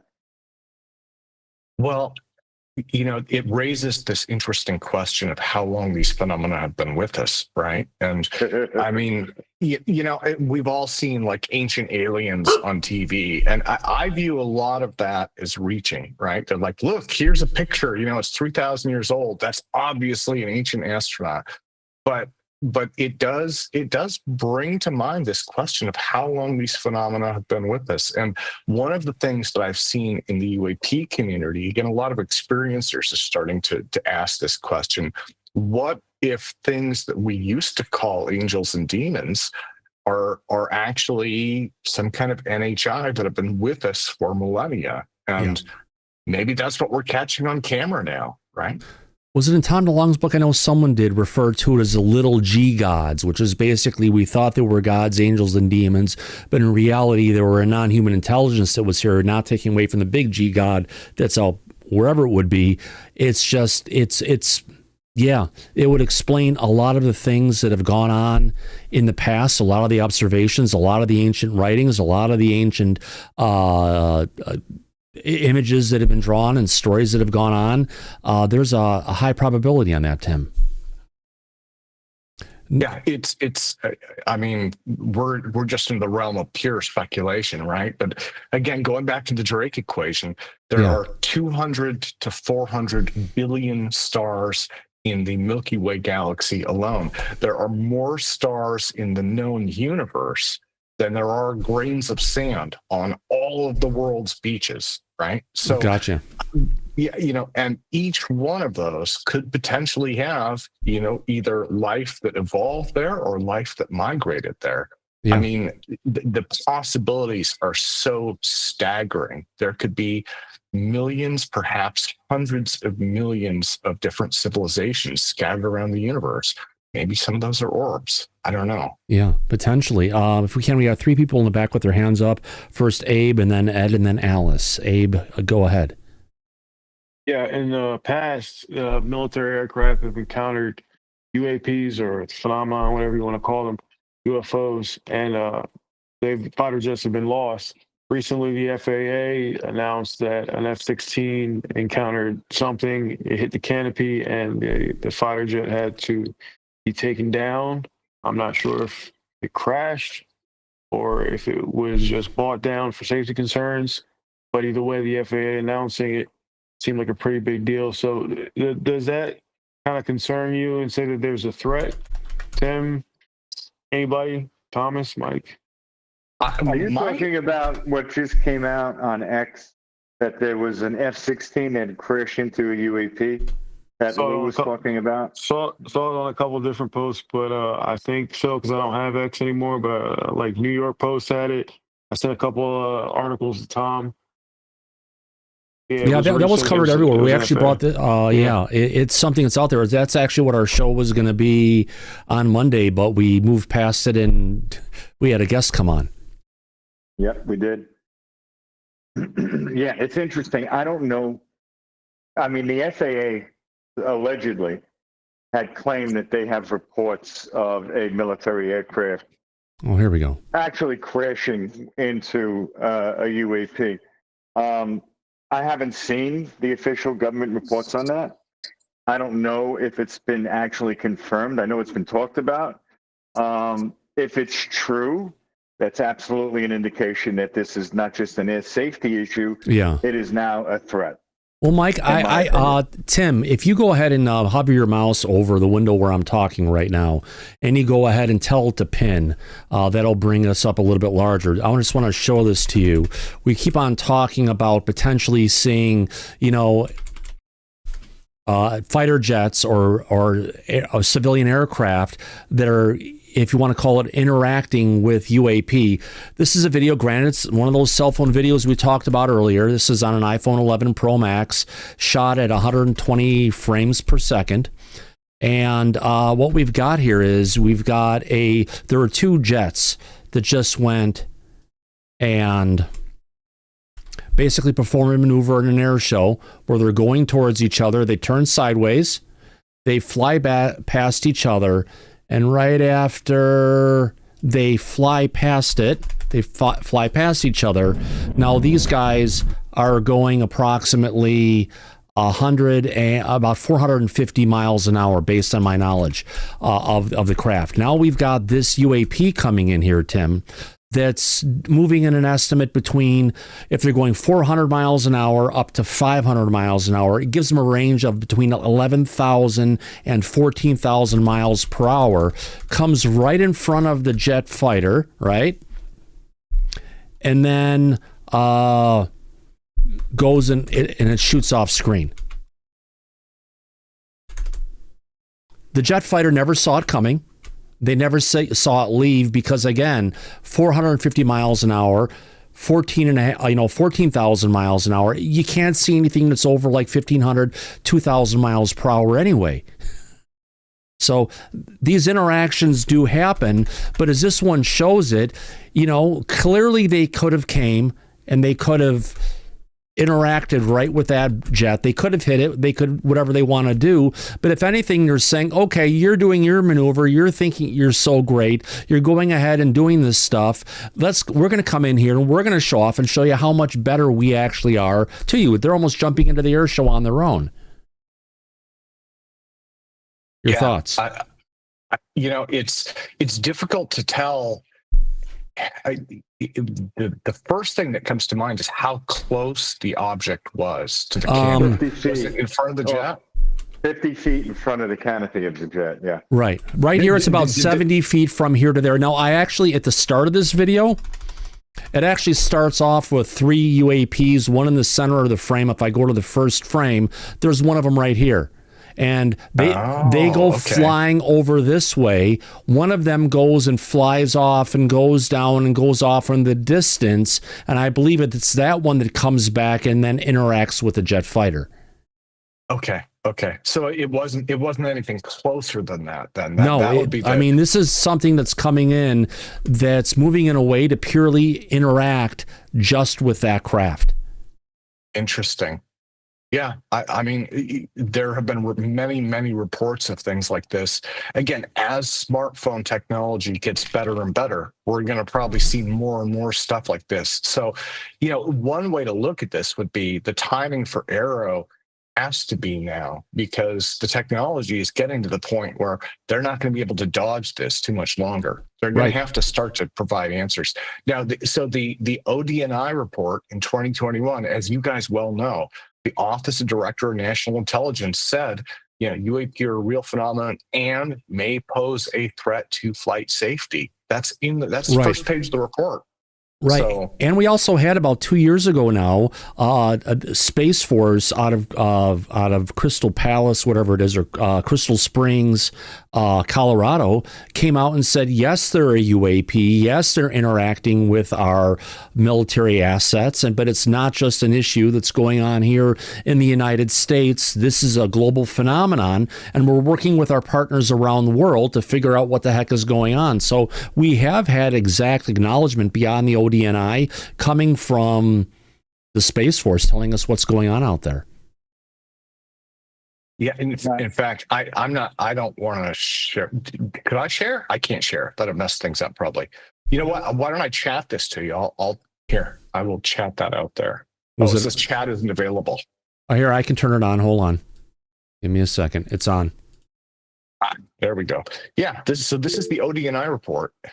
Yeah, there we go. Yeah, preliminaries. Again, you guys have probably gone over this many times. Of course. Yes, sir. Yeah. So, I mean, they say it right there. It's like UAP clear here. It's highlighted and above and by far, that was the best report we've gotten out of the federal government because it was coming from the UAPTF. As soon as they transitioned to their new, as initially called AOI MSG, and then they called it AARO for what we've got. They haven't given us that level of detail. If anything, the reports they've been giving us have been disclosing less and less information. Yeah. So I'm just looking at, I mean, the sentence that says it all. Well, yeah, I mean, limited amount of quality reporting, yada, yada, yada. And then right down here, UAP clearly pose a safety of flight issue and may pose a challenge to U.S. national security. So the video that you just put up, that highlights that right there. Yeah. Without a doubt. But I'll share something with you, Tim, that you may not be aware of, and we absolutely covered here on the show. Recently, the Congress had 2 classified behind closed door meetings on the same day. The first one was with AARO in the morning.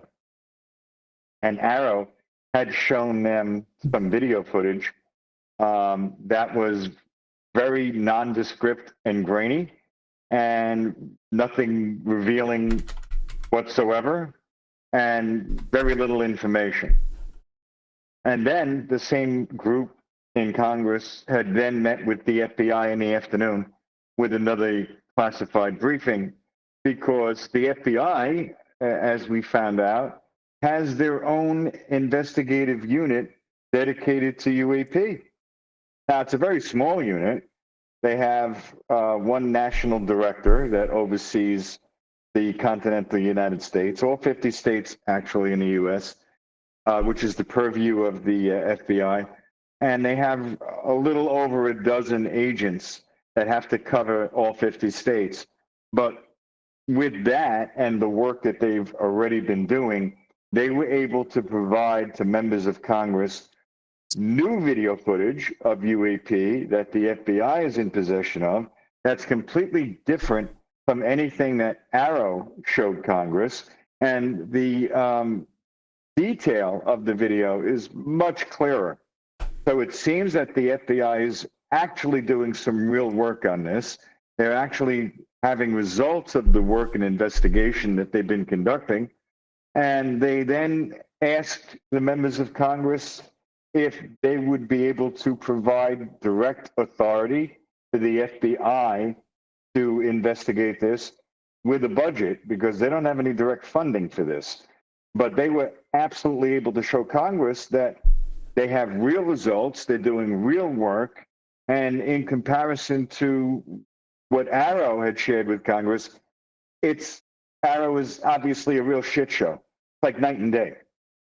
So I don't think that anybody should expect any real information coming out of AARO, because since its inception, it really has never provided that. It's been more of a flypaper operation for the intelligence community to bring information in and then bury it and classify it so it never goes back out. And they do that because anybody who testifies to AARO has to sign new NDAs, which further locks the information down.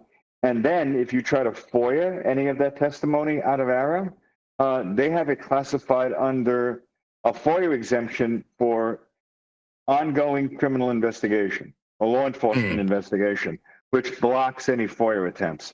So they're on one side of the spectrum in this subject on the behalf of the government. And the FBI seems to be, even though it's a tiny little group that's looking into this, they seem to be doing really interesting work. So moving forward, I don't have any expectations coming out of AARO whatsoever. Yeah. And Thomas and I have been covering this since this came out. So that's how I see AARO based on the evidence.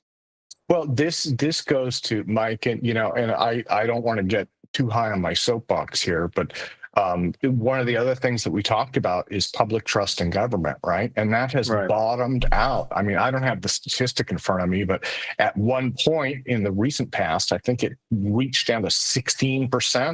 Mm-hmm. And the question, it was a vague question. It was, do you trust the government to do the right thing most of the time? And people were like, no, we don't even trust them to try, And so I think the issue, again, for me, this speaks to a much larger issue, which is it's not about the government lying about UFOs. It's about the government lying, right? Right. Just in general. Right. Exactly. And this should be a case of, like, what was the old phrase? Caesar's wife is beyond reproach. We should not be hearing lies from the government at all. Now, if they want to say, look, we know more than we're letting on, we just can't talk about this, that's one thing. But like the whole hands up in the air, oh, you know what? It's swamp gas, And the problem is, again, not just UFOs, but they're releasing the Kennedy files this week, right? Or they recently released the files. They just had another news article about that. So you've got the Kennedy stuff. You've got political stuff. You have all sorts of questionable dealings in the Middle East, right? You've got relationships with other countries. I mean, it's one thing after another, after another, after another, right? It's this pattern of lies and dishonesty. And it seems to be pervasive throughout government. So, did you get a chance to watch the part 2 of the JFK hearing from Congress? I did not. It was very interesting because they had witnesses that had direct knowledge in November 22nd, 1963, of what had occurred that day with the president. And these people, including a doctor who was in the emergency room when the president came in, had stated that when they were working on the president, there were 3 bullets that entered the president's body. One in the neck from the front, which was fatal, and one in the head from the front, which was fatal, and then one in the back that was not fatal. So there was obviously more than one shooter. It wasn't just Lee Harvey Oswald. Lee Harvey Oswald, that magic bullet that the Warren Commission had released after their investigation in 1963 or 64, was a lie. Yeah. And, you know, the government gets caught in these blatant lies on a regular basis. I'll give you another example. The drones that took place over New Jersey that Thomas and I were covering every day. The incoming administration, which is now the current administration, had said that they don't believe the previous administration, which is the Biden administration, should be lying to the public about these objects, these drones over New Jersey and elsewhere in the country, that information should be released to the public. And that as soon as the new administration was in office, they were going to release all of that information to the public because they want truth and transparency to this administration. Now, as soon as they took power, and then they didn't give us that information on the first day or the second day, but when they finally did come out with it, they gave us that bullshit story about that these drones are registered with the FAA and they were for research purposes, so we know exactly what it was.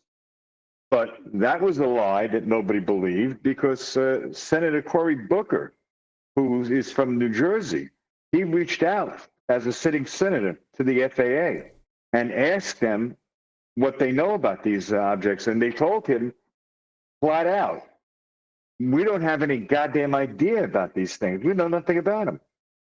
So this current administration that promised truth and transparency got caught in a lie and hasn't released the truth out.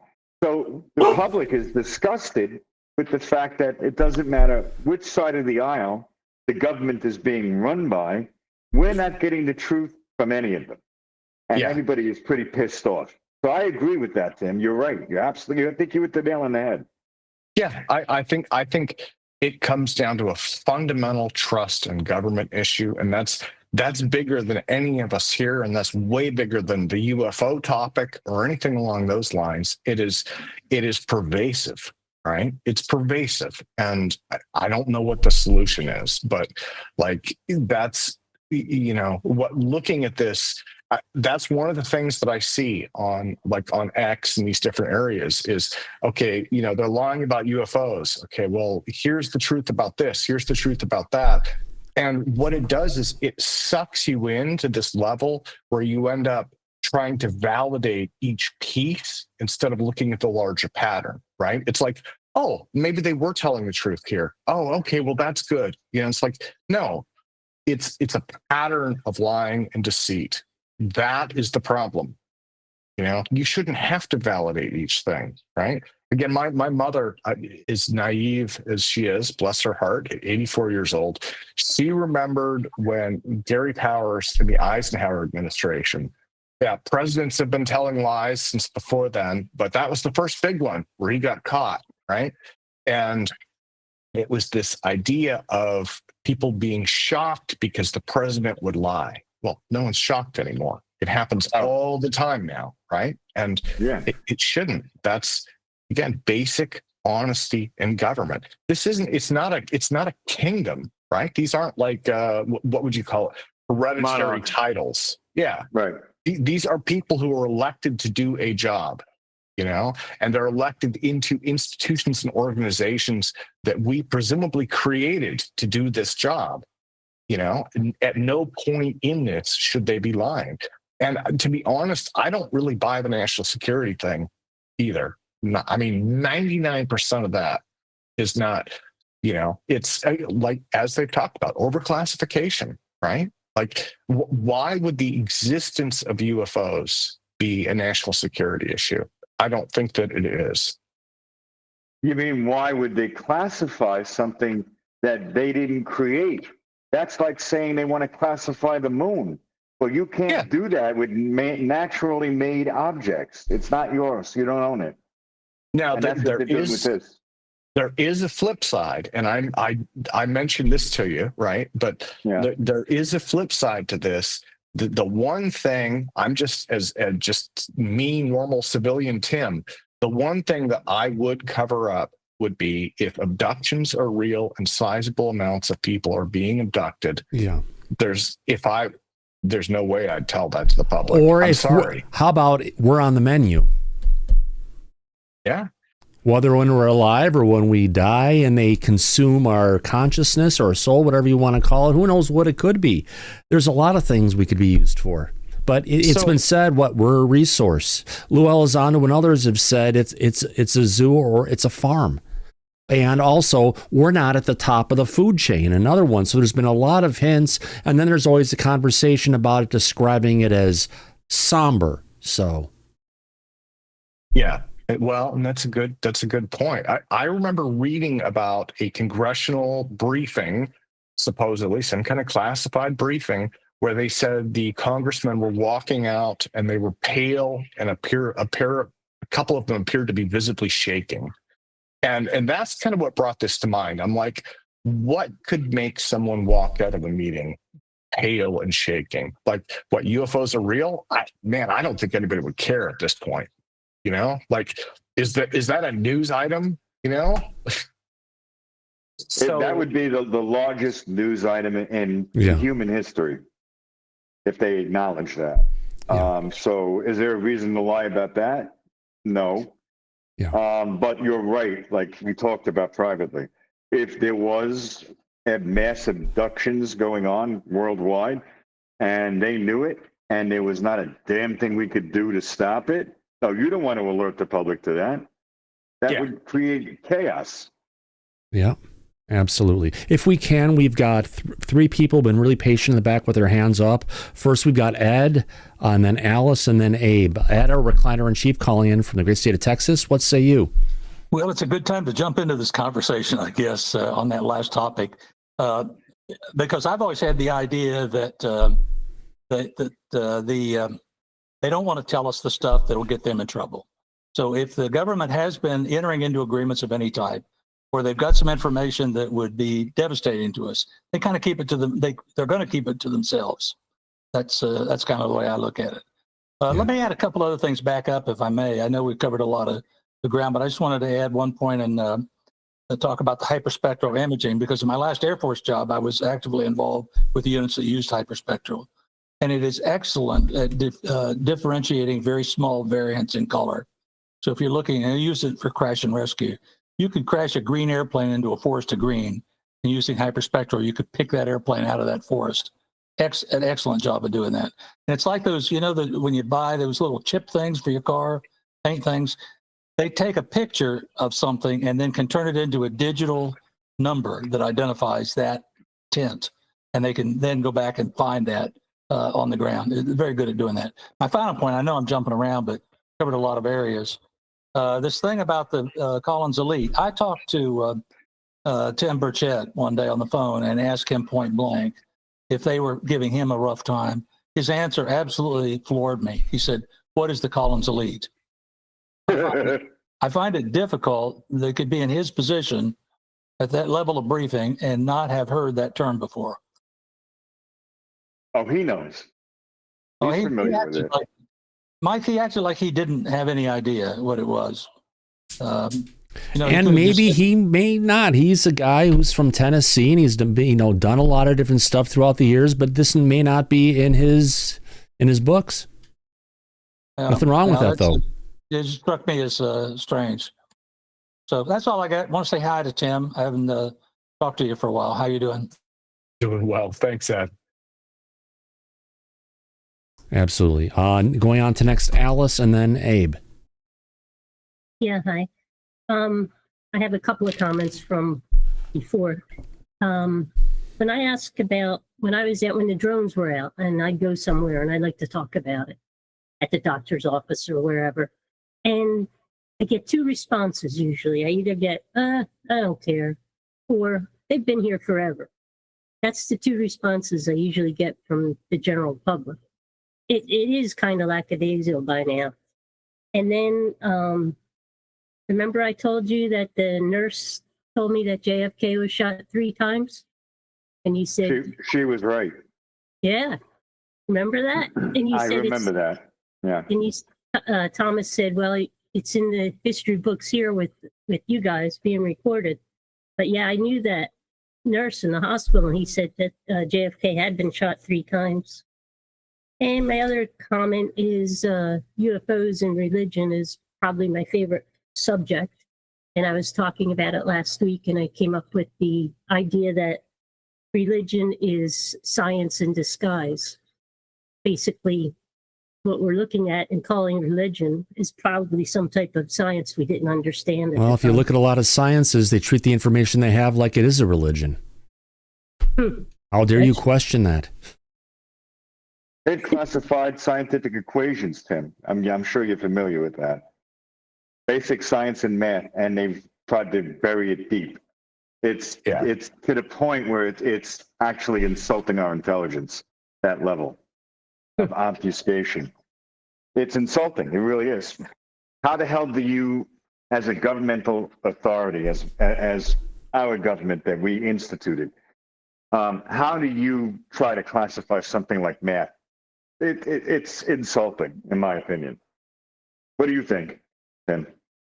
Yeah, I think it's an endemic issue, right? And there are lots of driving forces behind it. I think Thomas said this, but I mean, one of the big ones is just CYA, right? It's like another one is we don't want to deal with it. And, we don't want to deal with it, and they'll never find out. Right? And and then the thing about lying is once you start to lie, then lies snowball. It's a gift to lie to cover the lie. And before you know it, right? And because I think one of the things that's important to point out, people have talked about Majestic 12 and all of these secret conspiracies, but I think one of the takeaways that we've seen is this inability to consistently tell the truth seems to be pervasive across government. And so one of the things that I look at is what are the motivations, right? The biggest one is just CYA. Is we don't want to get in trouble. We don't want to look like we weren't doing our job. We're going to make up something to obfuscate it, Yeah. And don't forget, politicians, when they're on Capitol Hill and they're in their hearings and everything else that they're doing, they can lie. And they can defame people and get away with it. And they have full immunity from it. So, yeah, we're screwed on every angle, Tim. And the fact that you say it goes across every organization, I think then that there must be a mass agenda if it's going across everywhere to hide what's going on. You know what I'm saying? Like worldwide, it could be. I think it's on that one. I would tend to disagree, and I'm just guessing. But I would look at it as when you get into organizational psychology and stuff. Again, like CYA, different groups trying to cover their ass. I think that these are kind of natural dynamics that can happen in a group environment, and you have to actively ensure that they don't happen. I don't think it's a big conspiracy that's trying to suppress the truth and tell lies about X, Y, and Z. I think it is just different groups, different organizations that are trying to avoid being in trouble. They're trying to avoid having their funding cut. They're trying to avoid being noticed. And, it's easier to tell a half truth or omit something or outright lie than it is to deal with the consequences of it. Well, but that's not the world that we should be living in. Yeah, well, really quick. If I can do this really quick, we are talking about handling the truth and whether we can handle the truth or not. I'm going to jump in here really quick. I've got a 4-minute piece here that just, I believe, popped up on YouTube. So let me. Someone sent me the link. Let me go ahead and bring this up for everybody to check out. And then I think it's kind of interesting how it ties to our conversation about if we can handle the truth. So here we go.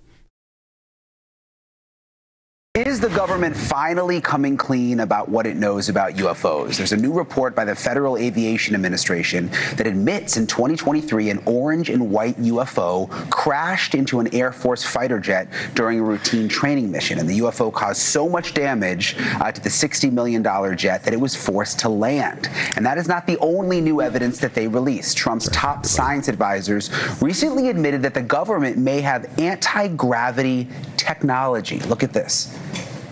Our passenger planes are slower than they used to be. Our trains crawl compared to those in other parts of the world. Our cars do not fly. We are capable of so much more. Our technologies permit us to manipulate time and space. Manipulate time and space. Oh my gosh, I'm surprised that hasn't been a bigger story. So why has the Trump administration decided to disclose all of this now? I want to ask former Pentagon UFO whistleblower and investigator Lou Elizondo. Lou, it's nice to have you with us. First of all, the UFO that crashed into the fighter plane, what do we know about that? Well, the problem is that we really don't know much, and therein lies the challenge, right?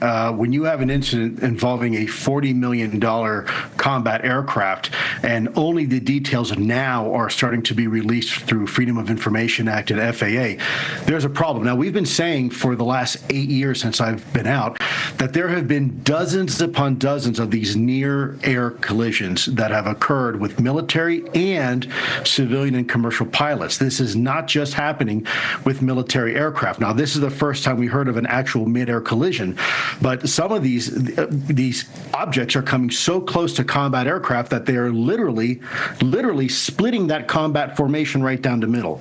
So you can imagine how close combat aircraft fly when they're flying in formation. Now, imagine a UAP coming in right between them. So this is nothing new, and I think you mentioned earlier why is the administration having the conversation now? And I think it's because this has really become the worst kept secret in American history. It's been 80 years of suppression and misinformation, and we're at the point now where I think the administration realizes that America can handle the truth. Yeah, it does feel like more has been trickling out over the last few years. You've been working with the FBI on their investigations, their FBI investigations. What can you tell us about what they're finding? Is there anything new there? Yeah, well, I'll say this. First of all, America is getting a heck of their money spent very well with the FBI. I'm absolutely amazed how well they're doing. In fact, they're running laps around the Department of Defense's AARO program that was established specifically to look at UAP. And the FBI team, it's a small but scrappy team of folks, are really doing one heck of a job. And I think if you look at Luna's recent statement that she said when she was asked about the FBI meeting that we helped organize in the skiff, she said it was a 10 out of 10, and that I guess AARO now has some explaining to do. So the FBI is doing fantastic, but also we can't forget about Tulsi Gabbard and the DNI, the Director of National Intelligence, and the entire intelligence community. There are pockets of excellence that are working very, very hard behind the scenes also to try to help boost the FBI's efforts. And I think we're finally getting a congealing, if you will, of the right people, the right resources, the right authorities to finally shed some light on this incredible mystery and give the information not only to Congress, but the American people. We only have about a minute left, but the clip that we played in the intro, I just kind of find to be fascinating. The top White House science advisor saying that the U.S. has anti-gravity and something about time technology, almost like it almost just kind of slipped out. What are we to make of that? Well, you're talking about the engineering of the space-time metric, and that is something that we looked at in ATIP, and before that, the programs before mine, and certainly afterwards. This is nothing new. What is new is that the government is starting to become increasingly more transparent on what it knows about these incredible enigmas that we call UAP.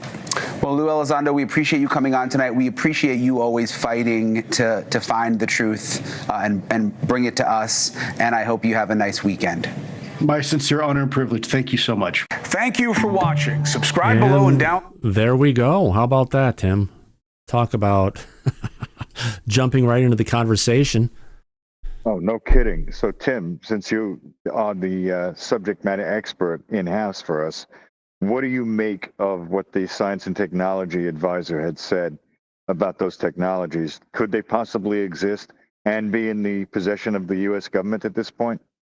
You know, I haven't seen any smoking gun that the government has any kind of technologies like that. You do have quotes about these things going back years. I mean, I believe it was Ben Rich of Lockheed Skunk Works had said, "We have the technology to take ET home." right? So, you've got these vague quotes that have been coming out, but I haven't seen any kind of smoking gun. Now, one of the things that we are looking at in the Alt Propulsion Conference is lots of different approaches to modifying the space-time metric. And there are lots of great ideas out there. There are experiments that need to be done. Obviously, funding is something in this community. It's incredibly underfunded, and it needs more funding to do research on it. But, the ideas are there. The approach is there. As far as working craft or technologies, I'm not aware of anything. I haven't even heard good rumors, other than the secret Space Force stuff that seems to float around from time to time, which continuously gets debunked.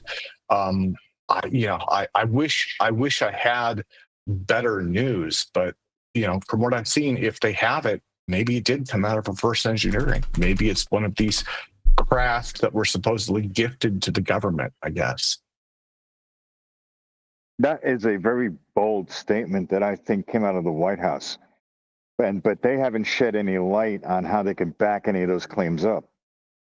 Well, if I could jump into another part of what they were talking about, like the FBI doing a 10 out of 10 and AARO falling considerably short, the easiest solution to this, and again, this goes to the trust in government and a lot of other issues. The number one easiest solution to all of AARO's supposed problems with, labor shortage and resource shortage, and, we have to analyze X, Y, and Z, and we have to do a report periodically, and, all of that stuff is open it up to the scientific community, engage scientists. Now, one of the concerns that I'm sure they have, and this is something that I deal with the Alt Propulsion Conference, is it's a big planet. There are a lot of people. Not all of them have good ideas. A lot of them will give you whatever comes to mind. Sometimes it's way out in left field and it has no bearing, right? So my thought would be for AARO, if I was going to make a suggestion to AARO, I would say work with the Galileo Project, work with the Scientific Coalition for UAP Studies, engage university physicists and engineers at a PhD level. They're going to get the kind of experts that they want. They won't have to pay for them. I mean, the last statistic that I saw said something like 38% of the American public believes UFOs are extraterrestrial, and something like 70% believe that the government at least knows more than they are letting on. So a sizable percentage of the American public, including subject matter experts across every field, are engaged and interested in this topic in some way. They should be engaged with AARO. AARO should be putting out, I mean, I don't know how they would want to do it. Maybe they could put out bids for reports. Maybe they could put out bids for analysis. Maybe they could simply highlight, for instance, the Scientific Coalition for UAP Studies. I'm going to their conference next month. They've done a number of data reports on the limited amount of publicly available data. They've tried to break down analysis. Yeah, hey, AARO, Tim, if you're going there next month, ask them about what happened to the videos that they were going to release about that UFO that they saw from multiple airliners that was over a mile in length over the Pacific. The report was never released. They've never mentioned it again. It's like it just magically disappeared, but there's got to be a reason why it never went anywhere. And that's one of the big things we've all been waiting for a while. Okay. Yeah, and then you can come back on afterwards and you could tell us what they told you.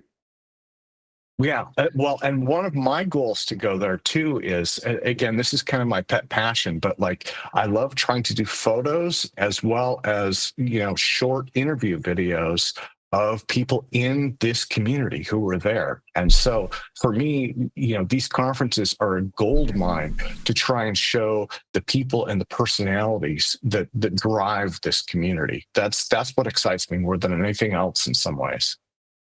Oh, I've seen your photographs, and they're amazing, Tim. You've really gotten great in taking amazing pictures. I've seen your photo albums. It's, for somebody who does this as a hobby, you have a really good talent with the photographs. I was really impressed. Thank you. Yeah, I was in San Francisco a couple of months ago. I got some photos with Jack Sarfati. I was at a UAP hackathon in San Francisco. I got a bunch of photos of well-known figures there. And so, for me, I realize that it sounds kind of cheesy, but like there were a couple of key figures in my life. One of them, I was working on an interview with Arthur C. Clarke. And he was older. We had a big email exchange. We were working on what we were going to discuss, how we were going to discuss it. Back at the time, I was doing phone interviews, right? I would literally hold a microphone. I had a little suction cup mic that I would put on the phone to pick up the conversation. And we were trying to set everything up. Clarke had polio when he was younger. It's one of those diseases, I guess, that comes back in old age and can hurt people. And so his I forgot what he called it, his medical assistant, the person who lived with him, basically said one day, he's not feeling well. He's having these recurring symptoms. He's just going to be quiet. And he didn't get better. And so he ended up passing 6 months later. Another figure, somewhat similar situation, was Dr. Robert Bussard. Now with Bussard, I believe 2 audio interviews. And those are published online. But again, at the time, it was poor quality audio, and I've since transcribed it and cleaned up the audio a little bit. But, those figures are gone, right? I mean, what we have of them is all that we have left of their brilliance. And so for me, when I go to these conferences and I drag the camera with me, it's kind of a labor of love. It's like, can I capture a little bit more to show who this person was, because no one is here forever. No, none of us. And it's your part in trying to preserve a very important history, I think, for humanity. So your passion is well deserved, Tim. Oh, yeah. Absolutely. If we can, Mike, we're a little bit past our production time. We've got 2 more people in the back with their hands up before we call this a wrap. Sure. Let's get to Syrup. Yeah, I was actually going to bring something up. I don't know if it's too off topic. I think it's kind of on topic. Did you guys see what Eric Burleson had to say recently? He mentioned that he's in contact with somebody. Yeah, we talked about that one earlier. Is that the person who potentially let him know about the Tic Tacs being from Lockheed? I missed it. Dang it. I can't believe I missed it, man. I was wanting to talk about it. Yeah, that was in the interview that was going along with the stuff in Japan, and it's interesting he's saying that, but we just talked about that. We're in our problem, Syrup, is we're in the trust me, bro part of disclosure, where people are coming in and telling stories and other stuff that's going on, and they've got nothing to back it up except the stories and credentials that go along with a potential person. Well, he could have potential video that he's going to show Eric Burleson. He showed him a photo. Apparently, he could have video that he could show Eric Burleson as well, right? Well, we haven't seen it publicly. I don't think that video would be made public. And then he got Burleson. What kind of an expert truly is this guy? Is he looking at it? He's more of a politician than he is imaging expert. A scientist, yeah. Right. So if someone does show him this video, and this someone could be a whistleblower, it could be an engineer from Skunk Works or what have you, I don't think the public would know about it. That'd be a national security issue, right? Release it to the public, and they'll figure out what it is in a couple hours. Maybe they already know what it is, and the higher-ups don't want the public to know about it because they don't need to know about it, is what I'm kind of getting at, right? Yeah. It would be a national security issue, right? Sir, if it's a national security issue, then you won't hear the White House Science and Technology Advisor making public statements that we were just talking about, would you? What do you mean? I mean, the White House wouldn't be announcing potentially that they're in possession of anti-gravitic technology. But it falls into the, like Thomas just pointed out, the trust me, bro scenario, because they're not giving any evidence or elaborating any further on it. They're making a blanket, vague statement that doesn't really provide any proof that it's true. Well, but that's because it was leaked in 2017, and that's where the problem started. It shouldn't have been leaked in the first place, right? No, I'm talking about the statement that came out that we just covered on the show, that the White House is claiming that they are in possession of technology that defies our understanding of physics. Could that just be because we're getting closer to the truth here, and they got to start coming clean a little bit? I'm not saying that. Syrup, I've known about the Tic Tac incident since December 2004. So yeah, it came out to the public at that time, but a lot of people have kind of known about it. So, you know, if I could jump in, that's a good point. When I talked to Colin Kelleher, he had said, if I remember correctly, I could be mistaken in some of the details. He said that they met with David Fravor in around 2007 or 8, and that was when his organization, I think he was with Bigelow then, that was when they learned about it. Right. So it was around there. And again, I have a couple of Air Force buddies, and one of them had said from his digging, he felt this was just his opinion. He didn't feel like the Navy was trying to cover it up. He felt like they didn't want to deal with it. They're like, we don't know what to do with this, but it's not mission critical, so we're going to ignore it and just, shuffle it to the side, right? And that's why it disappeared. But that being said, I think it's worth pointing out, from everything I've heard, they probably have more data somewhere archived. Yeah. Right? I wouldn't doubt it. Information like that. Oh yeah, they erased the tapes. And you kind of know the tapes were actually taken to the data storage bricks. They were taken from the actual carrier group, and they were also taken off of the E-2 Hawkeyes that had a close interaction with it as they were flying around the carriers. Yeah. So there's more data, and odds are it's been saved, right? I mean, I would hope so. Last question of the night coming from Alice. Go ahead. Yeah. Your interest in photos had me thinking, what do you think of these people that have claimed to have long-term relationships with aliens, like Billy, what is his name? Billy Meyer? Oh God, that whack. Have they been debunked? I don't know. Oh, he's been fully debunked. Has he? Oh yeah. Okay. Yeah, I mean, this and that, I was going to say, this could be more than just a show itself, but part of it is this has been going on for so long that UFOs and aliens are a part of world culture, right? I mean, look at the number of movies. There have been thousands of movies made with aliens in them.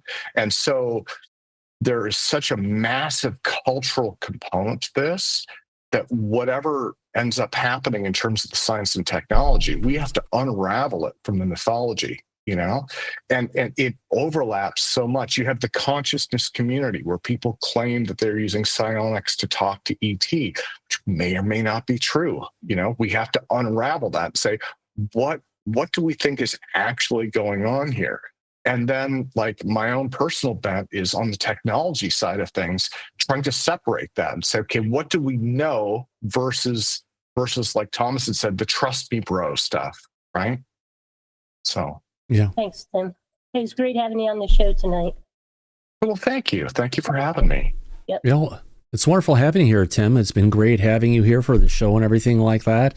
We got a lot of people in the back, had a lot of great questions coming in today. It's like, holy cow. Thank you for coming in. Oh, absolutely.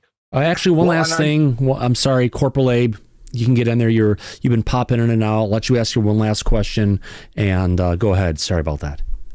Thanks, Thomas. In 2022, the Pentagon released a declassified 1,500-page report that said UFOs had left radiation burns and unaccounted for pregnancies. I wanted to know if you had seen that and get your thoughts on, like, if it's true, then there's hybrids. How far up the chain of government are the hybrids? Do the hybrids know they're hybrids? So I haven't seen anything about pregnancies. That's not something I'm familiar with at all. In terms of radiation burns, I haven't seen that report, but I've seen numerous reports that have documented that. I've dug into that as well. And it seems like some of that, especially in the more recent past, leads back to some tie-in with Havana syndrome. And I'm not sure if the folks who were investigating it themselves are differentiating well there between those. That's kind of the impression I get. Is that when you Havana syndrome was listed among one of the symptoms as well, and It was a 2022. I posted a link at the back if you want to check it out later. But thanks for that. Yeah. That's the best that I can offer in terms of the radiation part, is that whenever, with my own digging and the interviews that I've done and subject matter experts that I've talked to, when you start to go down the radiation exposure path, there's a long history of reports there. But for some reason, it seems to redirect to Havana syndrome, and there are more questions than answers there. Thanks for that, Tim. Thanks for coming by. Yeah. Absolutely. Great time with you here today. Thanks to Mike for setting you up and bringing you in today, my friend. It's been great. Mike, you with us still? Oh, of course. I haven't left. Any final words of wisdom from you? I agree wholeheartedly with the points that Tim has been making, because we talk about this privately as well. Right. I think if we're going to get any answers on this subject, it's going to come from the scientific community doing the actual work, real work, not just trust me, bro. It's going to be based on actual data. And I think that's key. And Tim is involved with a lot of the key people who are doing the actual work. And I think that's where we're going to get a lot of the answers that everybody's been looking for. Yeah. Fingers crossed that comes together, Mike. Absolutely. And on that note, I want to thank everybody for coming into today's episode of Disclosure tonight. More importantly, I want to go ahead and thank our members out there, actually our viewers out there who gave us some super chats. Who am I talking about? Let me bring up a list, and thank you again for the wonderful donations. In order of direction, actually, you know what? Gizmo, thank you very much. Canadian, $14. ELM McGinnis, $3. Shelley Montgomery, $20. Thank you very much. Charles Kerr for $2. Faze Will throwing a tenner in there, and Nancy McKay, great show. Thomas and Mike, thank you very much. I appreciate everyone's love and support for everything we do here. Mike, yes, it's been great having here everyone in the back. Tim, thank you for coming out today as well, my friend. Absolutely. Well, thank you for having me. Yeah, absolutely. And as we usually say at the end of every episode of Disclosure tonight, eyes open, no fear, be safe, everyone, but go back to Party City where you belong. Absolutely. We'll catch you on the flip side. Good night, everybody. Thanks for coming out now. Here. See you soon.